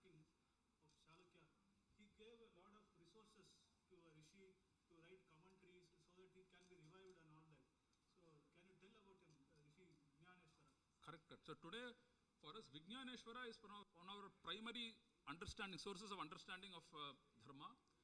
Just as Vijnaneshwara had done so 900 years ago, we should know that people have been rediscovering Dharma based on Desha and Kala. Dharma has been constantly reinvented, rediscovered. Dharmasya tvarita gatihi. Dharma, it is not meant to be stable or still. It is a moving entity. So today, the country that we are was not the country that was 10 years ago. The people that we are, the way we think, the way we conduct ourselves, it is not 10 years ago, not 20 years ago. The Desha Dharma is changing from time to time.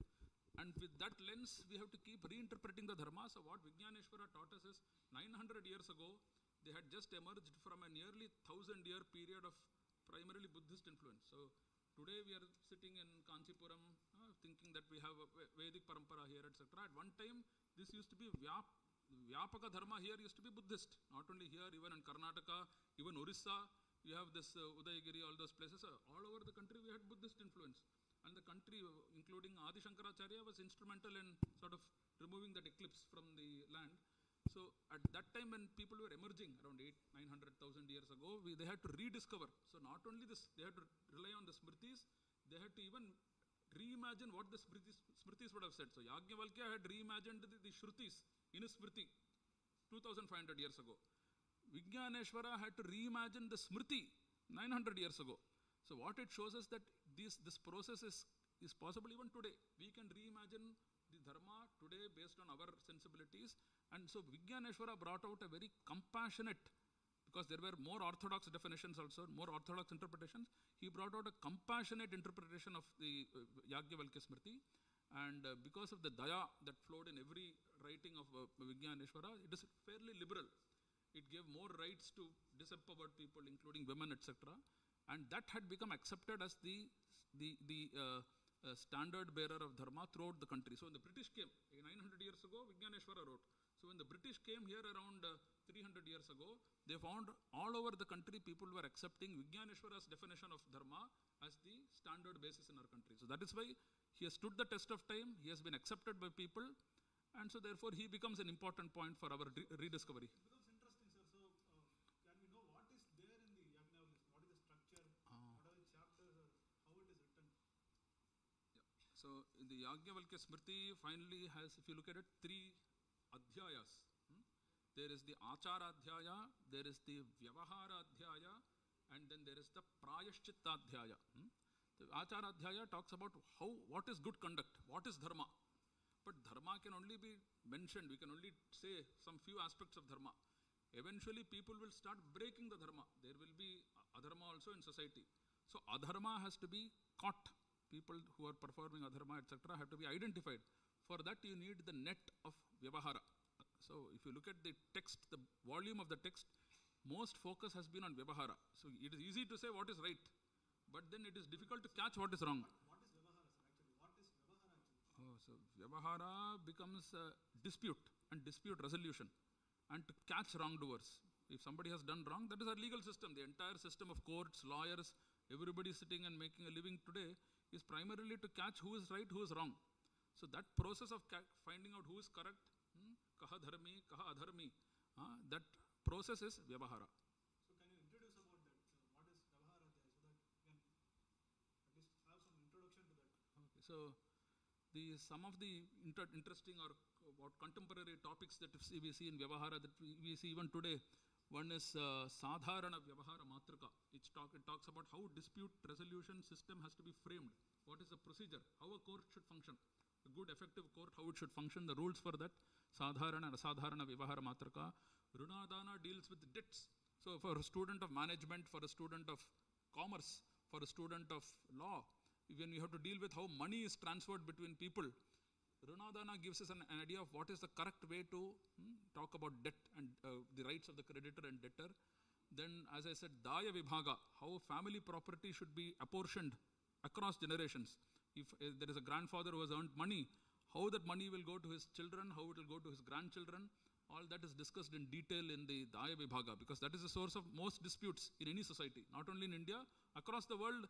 Family property disputes, and if you have family property dispute, it will lead to undervaluation or less efficiency in the economy, because nobody will want to invest in a land if it is in dispute. So it will lead to poor usage of resources. So dispute, family dispute. Then you have Vetana Dana. If you don't pay wages, service law. Then you have Sahasa. Sahasa deals with violent crimes, killing or those kind of things, or beating. Steya deals with the theft. Stri Sangraha talks about crimes against women in various forms. And Kritanushaya talks about customer satisfaction. That's also what we are dealing with today. So there are many topical issues which were not only there today, which were there for time immemorial, which form some of the interesting topics in Vyavahara.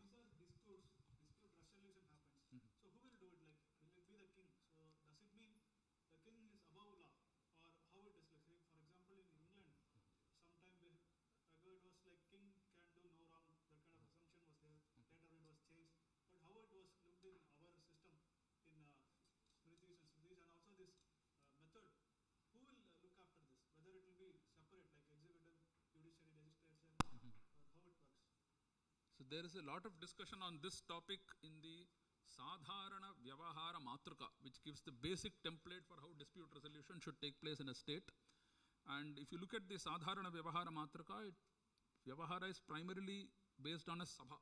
So, and the responsibility for the Vyavahara is with the ruler. The person who is ruling has got the responsibility for Vyavahara.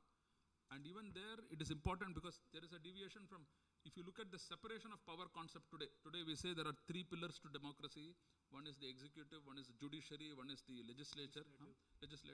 So we see that all of them are having checks and balances. So this is a recent concept. This has come in, even in Europe, this came in probably a few hundred years ago, earlier. So today, one problem that comes out of that is we are not able to affix responsibility on anybody. If you go here, the court will say the problem is with the law. If you go to the law, they'll say we go to the court. Executive say, it becomes sort of we are running around in circles without the buck does not stop anywhere, in a way. So whereas I think what Yajnavalkya had seen even 2,500 years ago, is that's not a very healthy system to have. It is necessary to have one responsible person who is answerable. Whether good happens, he is responsible. Whether bad happens, you can point a finger. So that means he himself has to look into everything, or he can appoint somebody? So he has an oversight committee. So there is something called a Sabha. The Sabha will be the oversight committee. The Raja, but has the final responsibility on judicial administration is on the Raja itself. Raja. But the Sabha also will be responsible if somebody in the Sabha does something wrong. Will they be punished? Correct. So if the Sabha members are found to have, if they have been prejudiced, on account of either Kama, Krodha, Lobha, if they have taken a decision or if they have given a suggestion. So the Sabha members advise the Raja, and if they have given wrong advice based on prejudices, they are also to be fined, and the fine is double of the subject matter of dispute. So if the dispute was for 1 lakh rupees, and if it is found that their decision was made out of fear or favor, they will be fined 2 lakh rupees. So resolution of disputes are seen very important, and it has to be handled by the ruler, king, and he can appoint learned members to look after it. So how will it work, sir? What is the process there? So if do we have any procedure kind of thing or stages? In fact, as a what I would think is, as a practitioner of law, and you have also been seeing the Dharmasastra for a while, reading the Dharmasastra. So let us see how you can relate to it. So it suggests Bhasha, Uttaram, Kriya, Sadhya Siddhi. If you compare this with our present day laws like civil procedure code, here also same thing or similar thing happens. When there is a dispute, for example, if there is a tenant and a landlord, if there is a dispute, the affected party first sends a notice, then the process starts slowly, then he files a plaint before the court, honorable court, or the jurisdictional court. There the other person, respondent or the defendant, so whoever submits the plaint is the plaintiff. Then the respondent, he files a written statement or defense written statement. So after that, issues are framed. When issues are framed, parties are allowed to give evidence supporting their stand. So that is leading of evidence happens. Based on the evidence, the judge arrives at a conclusion. He produces the judgment and decree and all that. So I think more or less 2,500 years back, they have found this system which is even prevailing today in our courts practically. So I think even there are some more points, sir. I think I would like to highlight on them. There are some more things I want to say. See, this is our hierarchy of courts as per today's laws. So we have criminal courts, we have civil courts. So lower courts we have magistrates, munsifs like that based on the criminal civil jurisdiction. Then we have area-wise territorial jurisdiction. Then above all that we have district courts. Then above that we have high courts. Then Supreme Court. Finally, President also has some powers in the Indian judiciary. Similarly, there are stages or levels in the Dharmasastra also. Kula, Shreni, Puga, Vyavahara Sabha and ruler.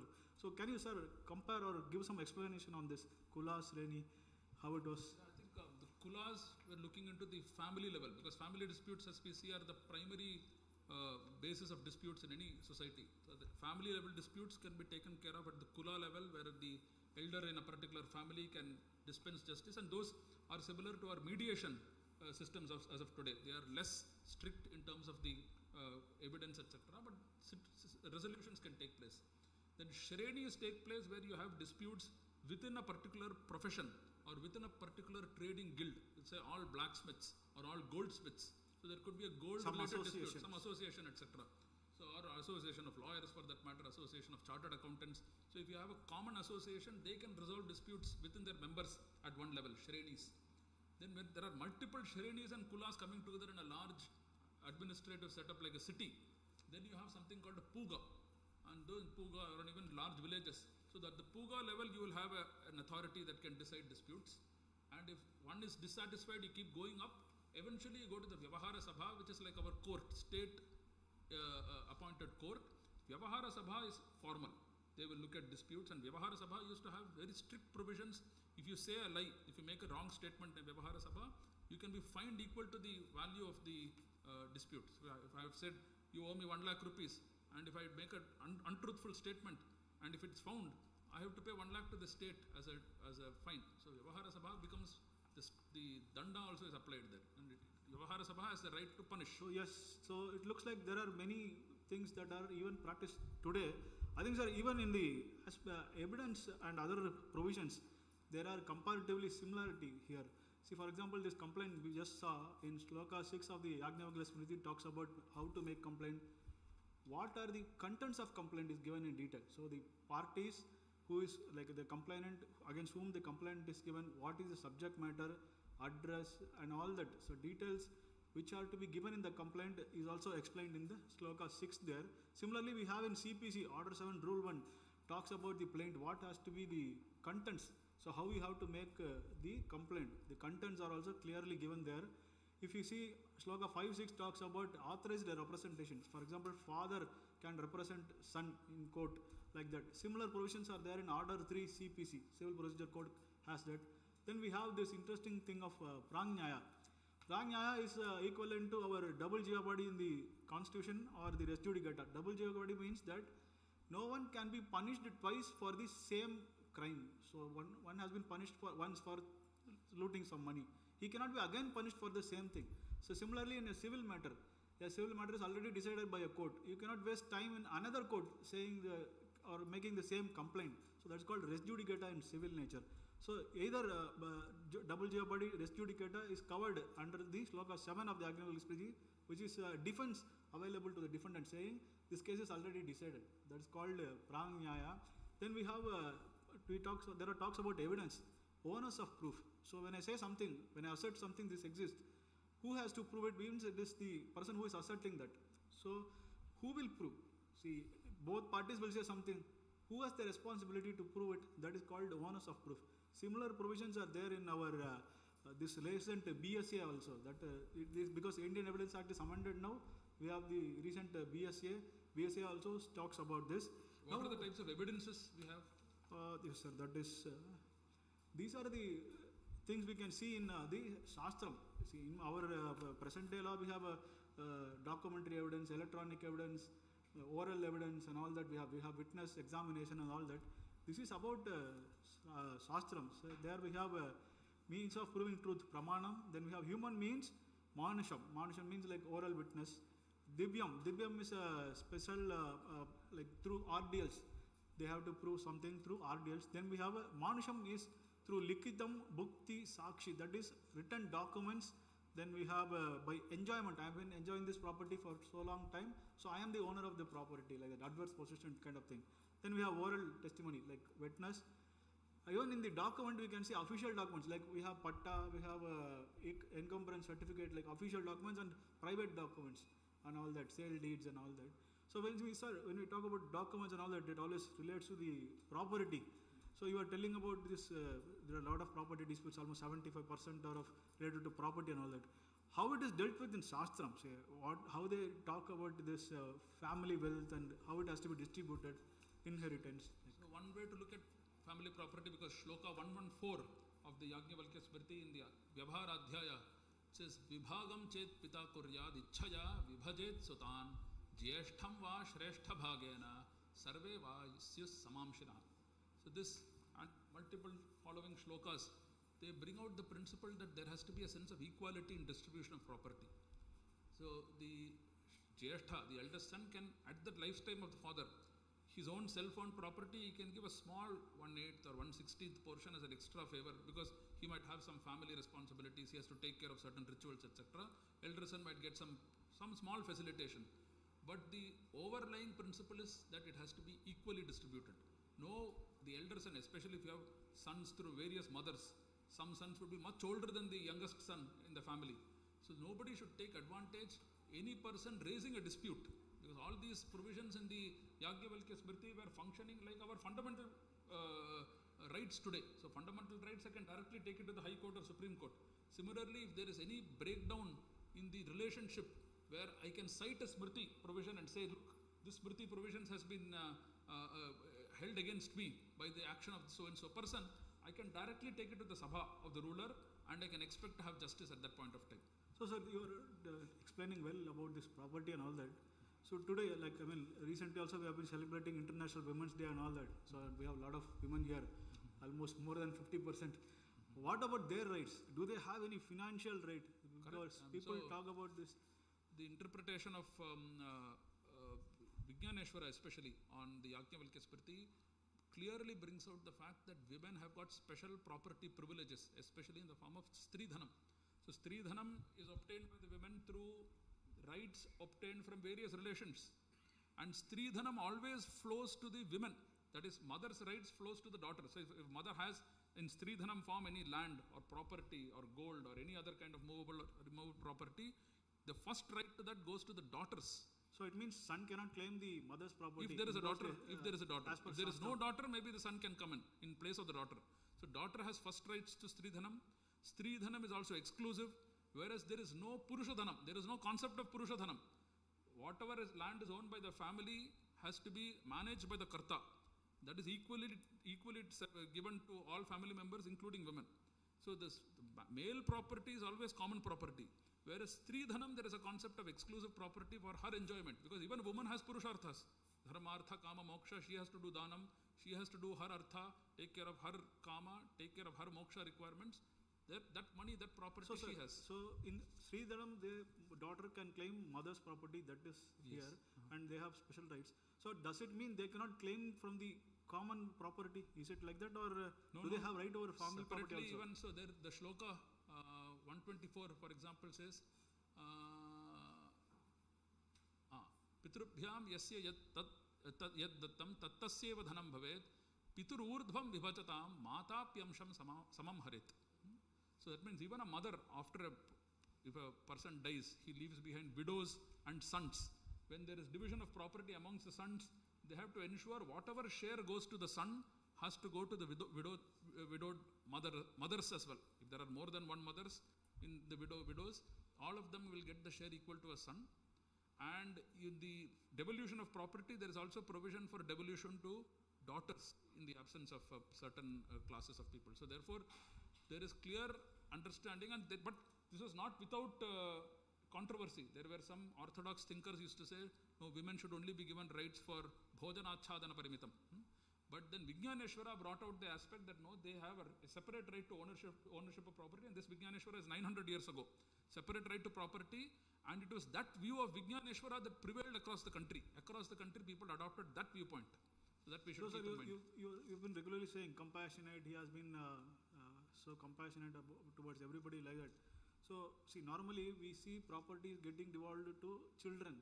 So there are some other kind of category of people like or children who cannot be recognized as proper children or illegitimate and like that. Weaker people who are not supported in the society like that. Do we have any provisions for them? Like, because it's a matter of, we have dharma marriages leading to dharmic children, that is normal. But you cannot control human lust. Sometimes children are born out of wedlock also. And usually in today's society, those illegitimate children become unhinged. They are sort of loose ends, left to fend for themselves. That also leads to a lot of crime in society. So today, but in the Yajnavalkya Smriti, 13 type of sons or 13 type of children were considered. Those who were born through wedlock, that is the Aurasa, proper kind of son. There are also many sons who could have been adopted, who could have been born out of wedlock, who could have been born to unwed mothers, who could have been born through illegitimate relationships, etc. But the effort was to provide some kind of a place in society, some identity. Leaving that child without identity would lead to adharma increasing in society. Within 2-3 generations, that can multiply multifold. So even those sort of most vulnerable members of society were also considered in the Yajnavalkya Smriti and in the Vijnaneshwara Vitakshara. They were provided with right to property, with right to identity, so that eventually they can come into the society as sort of rightful members of society. So that was the kind of... So we have been discussing so much on the property aspect, about the Dayabaga and all that. So today, sir, we see a lot of news about agriculture people, farmers, struggling because they get loan from the bank, they are not able to repay and they are getting troubled by bankers and all that. You have personal loan, whoever has got personal loan, they are being troubled. And one side, the government also says you cannot leave money like that. So banks get a lot of non-performing assets. So that bank's money has to come back to bank. Only then it can give further loans. So there are problems related to loans, advances and all that. Does Mitakshara talks about all this? Does this Shastram has any solution or any aspect of this? The detailed provisions of the Rinadana Prakaranam, they deal with debt. They consider the rights of the creditors, because we cannot only look at the debtors, because if capital goes away from society, that society will collapse. So you have to look into the right of the creditors, look into the right of the debtors, and protection of creditors' rights even across multiple generations of the debtors, etc. So all those leads to two aspects. One is, there is also provisions in the Rinadana Prakaranam against exploitative rates of interest. Too much high rates of interest can be exploitative. There is a limit to the rate of interest that can be charged. Secondly, it also has protection to the creditor against adventurous borrowers. So today we have a class of borrowers who are adventurous. They take risks. You will borrow money and put it in some stock market here, there, take risks, etc. Finally, who has to be held liable? So the Ranadanam says, I will look into even your children. Your wife can also be held responsible. So then the whole family then starts taking an effort to make sure that whatever money is borrowed is also done so in a responsible manner. So it leads to more responsibility about fiscal management, especially debt. Fine, sir. So we have been discussing about Dharmasastra for some time now. I think we have got some insights into it, some topics on Dayabaga and Runadanam.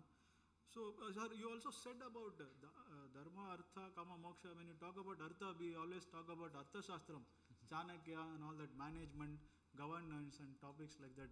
So can we have some introduction to those topics also? We'll just see what about Arthaashastra and its traditions say. Correct. You should. So what is Artha, sir, actually? Because in Tamil we say Artham. Arthamna meaning nedthundrom. So Arthamna verum Artham dana illa Arthathukku unmaile Artham enna? So Artha in the technical term as a Purushartha, and in the as defined in the Arthaashastram of the Kautilya Arthaashastram talks about Manushyavati Bhumihi Artha. So the land which is fit for human consumption, where humans can thrive and live. So we have this, even in this our world, there are only certain pockets of land which are really fit for human consumption. We talk about our most populated country in the world, where we are second most populated, which is the Chinese coastline. That is a highly dense population, but we also have unusable land like Siberia or deserts, etc. So those don't count as Artha, where land, human beings can prosper, thrive, make value out of that land. That kind of land is called Artha. Control over that land is the purpose, is the job of a ruling entity, in this case a ruler or a raja, etc. And artha can also lead, successful artha can lead to dharma, kama, moksha, all these other aspects of purusharthas developing. So artha can also lead, can be referred to the chatur varga. All So four sir, of you them. were talking about all this Dharmasastra, development theories and all that. Do we have that kind of tradition here also? Arthaashastra also? So Arthaashastra also has a long tradition recorded at least in the various texts. So if you see, Bhagavan Prajapati had first transferred the Arthaashastra to his students. I mean, in so many shlokas, in 1 lakh chapters, not 1 lakh shlokas, but 1 lakh chapters. So that was then transferred to from Vishalaksha. He studied it. He compressed it to 10,000 chapters. Then Indra, he had 5,000 chapters. That was then all are taught to big numbers. Brihaspati. Eventually, Brihaspati taught it to Shukra. Then Shukra brought it down to 1,000 chapters. And apart from this, then finally it came. So Shukracharya's Arthaashastra was in fact adopted by. So sir, if so recently many numbers Maratha. are reducing, content is also reducing? No, but I would say, if you look at many of these old Arthaashastras are not available, but the belief is that the core context and the meaning of the Arthaashastram traditions were maintained even though their relative size reduced. So for example, Manu Smriti is much more voluminous than Yajnavalkya Smriti, but Yajnavalkya Smriti still has a lot of information. So size does not matter, also how it is conveyed also matters. So now I think presently today we talk mostly about Chanakya, Kautilya, Arthaashastra and all that. So can you give some insight on that about Kautilya or Kautilya, so Chanakya's Arthaashastra? So Chanakya, he refers to older Arthaashastra traditions. His text starts with Om Namaha Shukra Brihaspatibhyam. So these were the older Arthaashastra exponents. And the way Chanakya starts is Sukha Grahana Vignayam Tatvartha Pada Nishchitam Kautilyena Kritam Shastram Vimukta Grantha Vistaram. So he says those are all large Vistrita Granthas. Now I am making a short Arthaashastram for explaining what was already taught to me by Shukra, Brihaspati, etc. We should keep in mind that Kautilya's relationship with Chandragupta was similar to Aristotle's relationship with Alexander. They were all Samakalina. Alexander came around the time of Chandragupta Maurya. Aristotle inspired Alexander to become this Vijigushu, world conqueror. Similarly, Chanakya, after seeing all those things, in that time, he was inspiring Chandragupta Maurya to become a world conqueror, Vijigushu. So Chandragupta, by the time of his grandson, Ashoka, he had conquered most of India, which was in fact, by population-wise, you will see, it would have exceeded what even Alexander had managed to control during his time. So what are the topics he discussed, sir, in the Arthaashastra? Like structure of Arthaashastra is primarily, it has adhikaranas. So it has around 15 adhikaranas, which are called books, which are divided into two portions, which is the Tantra portion and the Avapa portion. Tantra deals with how a state has to be administered, my state has to be administered if I am the ruler. Avapa talks about how I should relate to other states, the rest of the world. There I should have a sense of sort of Shatyam. So Tantra and Avapa are the two portions. Tantra has these chapters, Avapa has these other chapters, 5 and 3, I think 13, plus 2 other chapters. So totally we have 15 chapters. They are then further broken into a number of prakaranas, adhyayas, and so there's a lot of detail. We have further commentaries after Kautilya. So Kautilya has also been in vogue for maybe, if Chandragupta's time is around 2,200 years ago.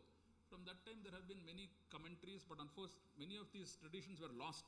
They were rediscovered recently by Shama Shastri in around 100 years ago. And they also discovered He was from Mysore. Mysore. Correct, Mysore. And then he has... Do we still have that manuscript, sir? The manuscript he was discovered by Shama Shastri from Kerala. So in fact there is a question as to whether some people, because Kautilya was also called Dramila. So there is a thought that Kautilya was from Kanchipuram. There is one belief that Kautilya was from Kanchipuram, where we are sitting today.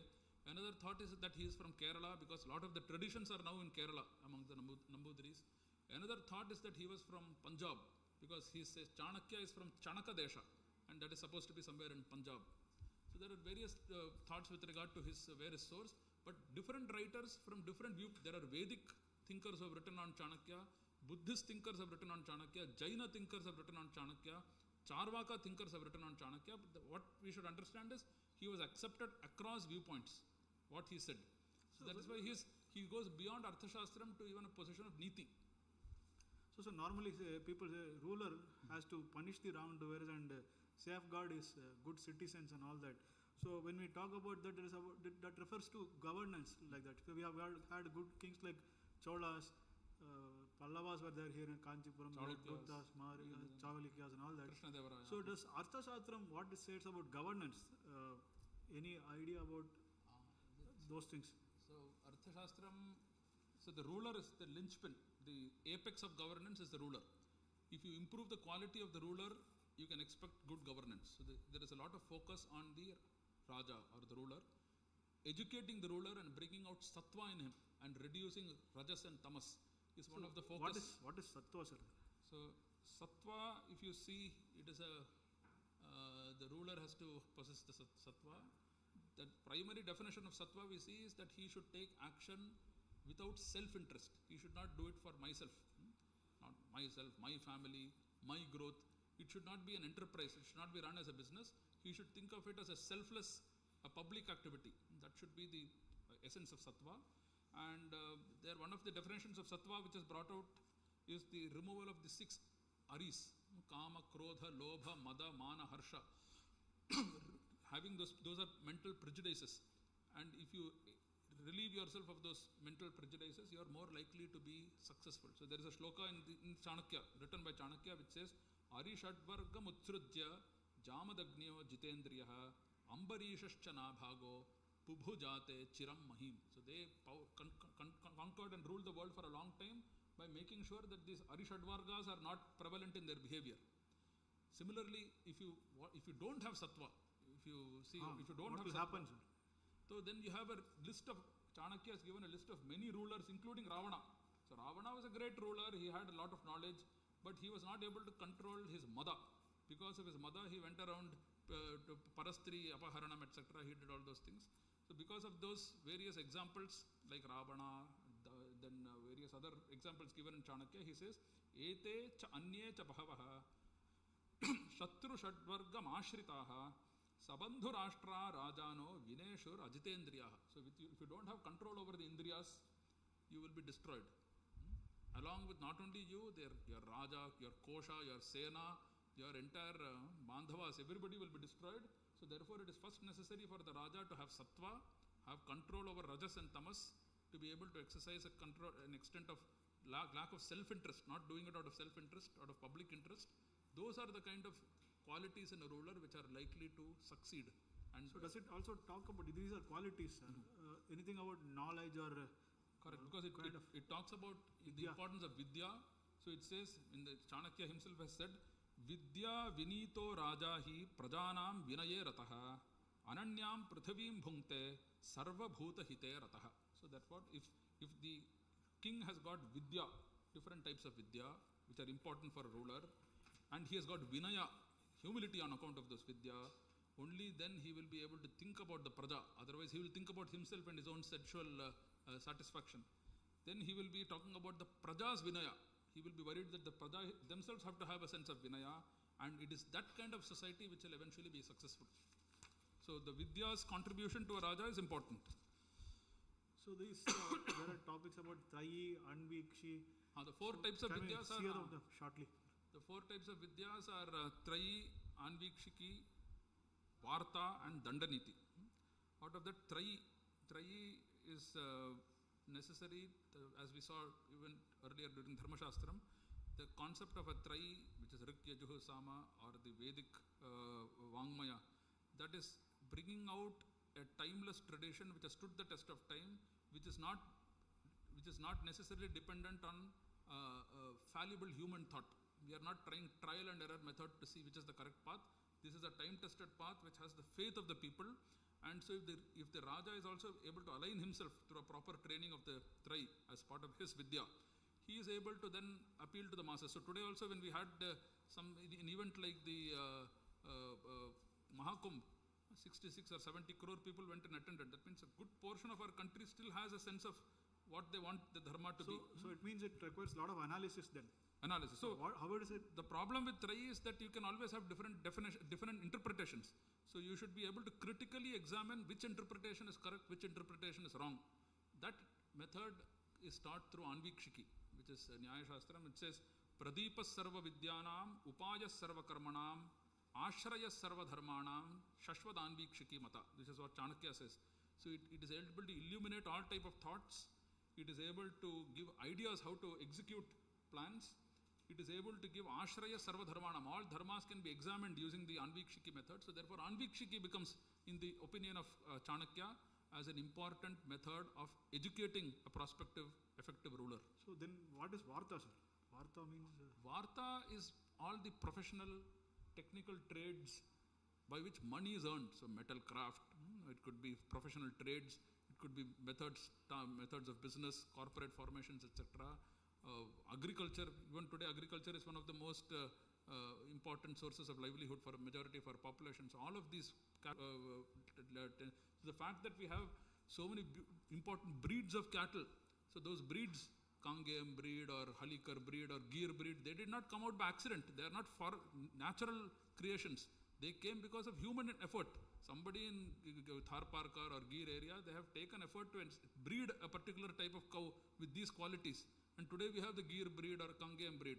So all that requires application of mind. So it's a... So it means like through Varta, it all talks about land, trade, wealth and all that. So when one acquires a lot of wealth, there is adequate or maybe enough chances of losing it also. So if somebody does a crime, takes away property and all that, it's a crime then. Correct. So it has been said that ruler has to give punishment to control the wrongdoers and all that. So today we have a lot of theories of punishment, like we have deterrent theory. But before the theory, we have the process of administration, which is Dandaniti, which is the fourth one. So Dandaniti itself is the framework, because for any once wealth is created, so we have to create wealth, utpattihi, protect, yoga kshema. So we have to protect the wealth, then it has to grow, and eventually it has to be used effectively. So if I have money with me, I should be, if I want it for my kama or for my artha or dharma, I should be able to use the wealth in the way I think is fit.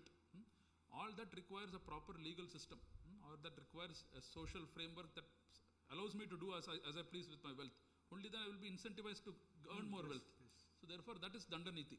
And Dandaniti is primarily, although it says Danda, it is referring to both Sama, Dana, Bheda, Danda, all these four approaches to control a population. It can be through peaceful means, Sama, Dana by incentivizing, Bheda by creating differences so that you are able to control. What British did with us, divide and rule. That is a method of controlling a population. They did it, others are also doing it. And then Danda, punishing the wrongdoers. So Sama, Dana, Bheda, Danda is used to refer to Danda. And as you said, so some more principles can you explain about punishment? What kind of punishment? So one interesting method of punishment that is described in the Arthaashastra of Chanakya is that he says the ruler should have a sense of Trai, the public should have a sense of Trai. Trai means there is a concept of Adrishta, Papa, Punya. If I do wrong, I have to suffer. If not in this Janma, in some other Janma, in some other Loka, etc. And if that concept is ingrained in society, because once the ruler punishes anybody, it will naturally lead to negative repercussions. People will be unhappy with punishment, etc. That will lead to discontent in society. That can lead to even breakup of the society. But if there is a concept of Papa, Punya, etc., the Danda itself becomes a means for providing the consequence, the vipaka of the karma. So if I do a karma, if I do something wrong, I can expect that I should have a dukkham associated with that if I do a dharma. So if I am made to believe that the Danda of the Raja, and the Raja also provides the Danda within the framework of dharma, that leads to the Danda becoming sort of, it becomes a stabilizing force rather than a destabilizing force. That is the view of Danda as described. So how all these are related, sir? Trai, Anvikshi, Varta, Danda, like how are they related? So essentially if you think of it, that's the description in the Chanakya's Arthaashastram.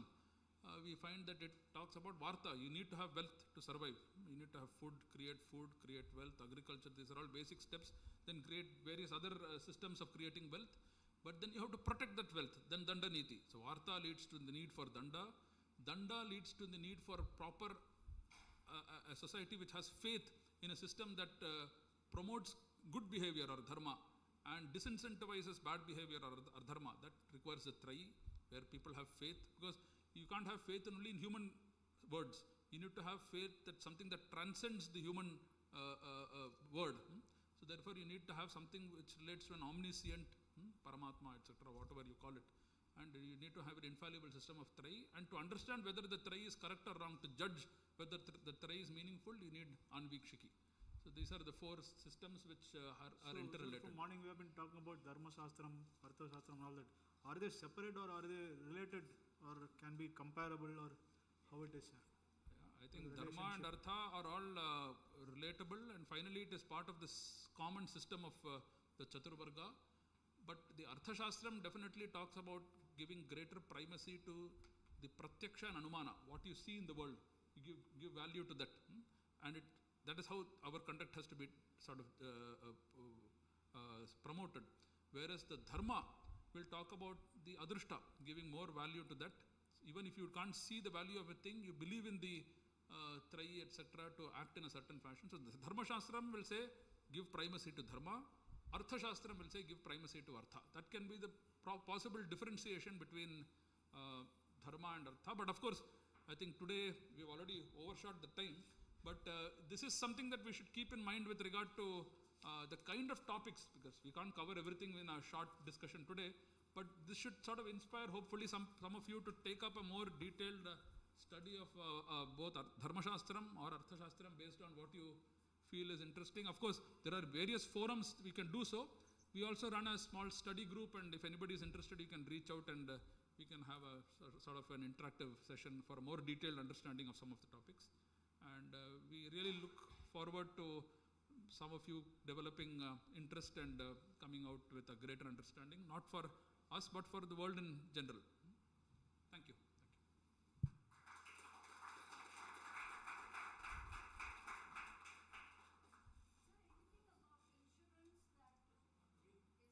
Insurance. There is something like a surety is definitely there. That is, if I undertake a particular activity, say a business activity, say I'm going for a trade mission to some other country, overseas trade, there are risks involved. So there are underwriting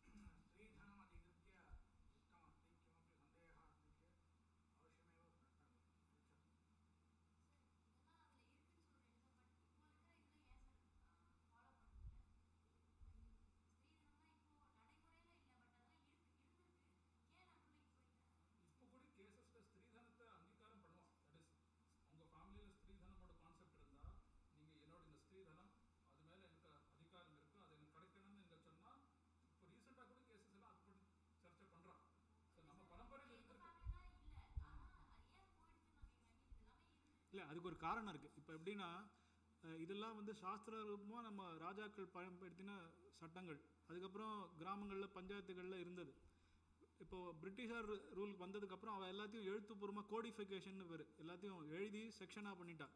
அப்படி பண்ணும்போது Hindu succession ஆக்ட்னு ஹிந்துஸ்க்குன்னு தனியாக வரலாம், அப்புறம் தனித்தனியாக அந்த மாதிரி பண்ணதுனால இப்போ நம்ம காமன் சிவில் கோடு பற்றிலாம் பேசுகிறோம் இல்லையா. ஏன்னா அது வந்து ஒரு பர்சனல் ப்ராக்டிஸ்னா எடுத்து அந்தந்த கம்யூனிட்டி சேர்ந்தவாளுக்குன்னு ஒரு சட்டம், அதை அவள் ஃபாலோ பண்ணுறா, அதை டச் பண்ண வேண்டாம்னு சொல்லி பிரிட்டிஷார் வந்து அந்த மாதிரி பிரிச்சுட்டா வேறு. ஸோ ஒருத்தருக்கு ஒரு லா எடுத்து, இப்போ ஹிந்துஸ்க்கு தனி லா இருக்குது, முஸ்லீம்ஸ்க்கு அந்த மாதிரி பர்சனல் லாஸ்னு பேர் இருக்குது. கல்யாணம் அது மாதிரி, இப்போ அடாப்ஷன், அதுக்கப்புறம் இந்த டைவர்ஸ் அந்த மாதிரி விஷயங்கள்லாம் அதுக்கப்புறம். ஸோ அதில் என்ன பண்ணிட்டா, அந்த கோடிஃபைடு லா வரும்போது கொஞ்சம் கொஞ்சமாக நிறைய விஷயங்களில் மாற்றியாச்சு, அதில் விஷயங்களில் சேஞ்சஸ் பண்ணியிருக்கு, புதுசாக நிறைய விஷயங்கள் கொண்டு வந்திருக்கு. அது காலத்துக்கு ஏற்ற மாதிரி சில தேவைகள் வரும்போது அதில் அந்த கோடிஃபைடு லா வந்து நிறைய விஷயங்களை மாற்றின்னு. அப்படி வரும்போது தான் இதில் நிறைய மாற்றங்கள் வந்திருக்கு.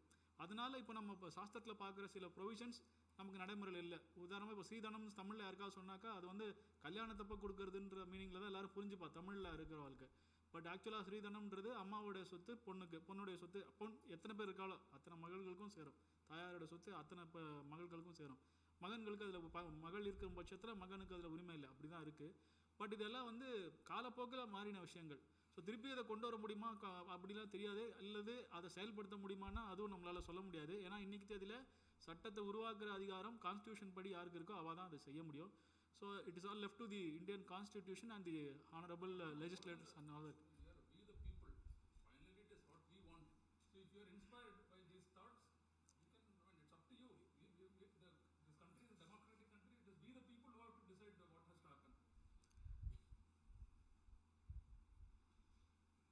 வேறு ஏதாவது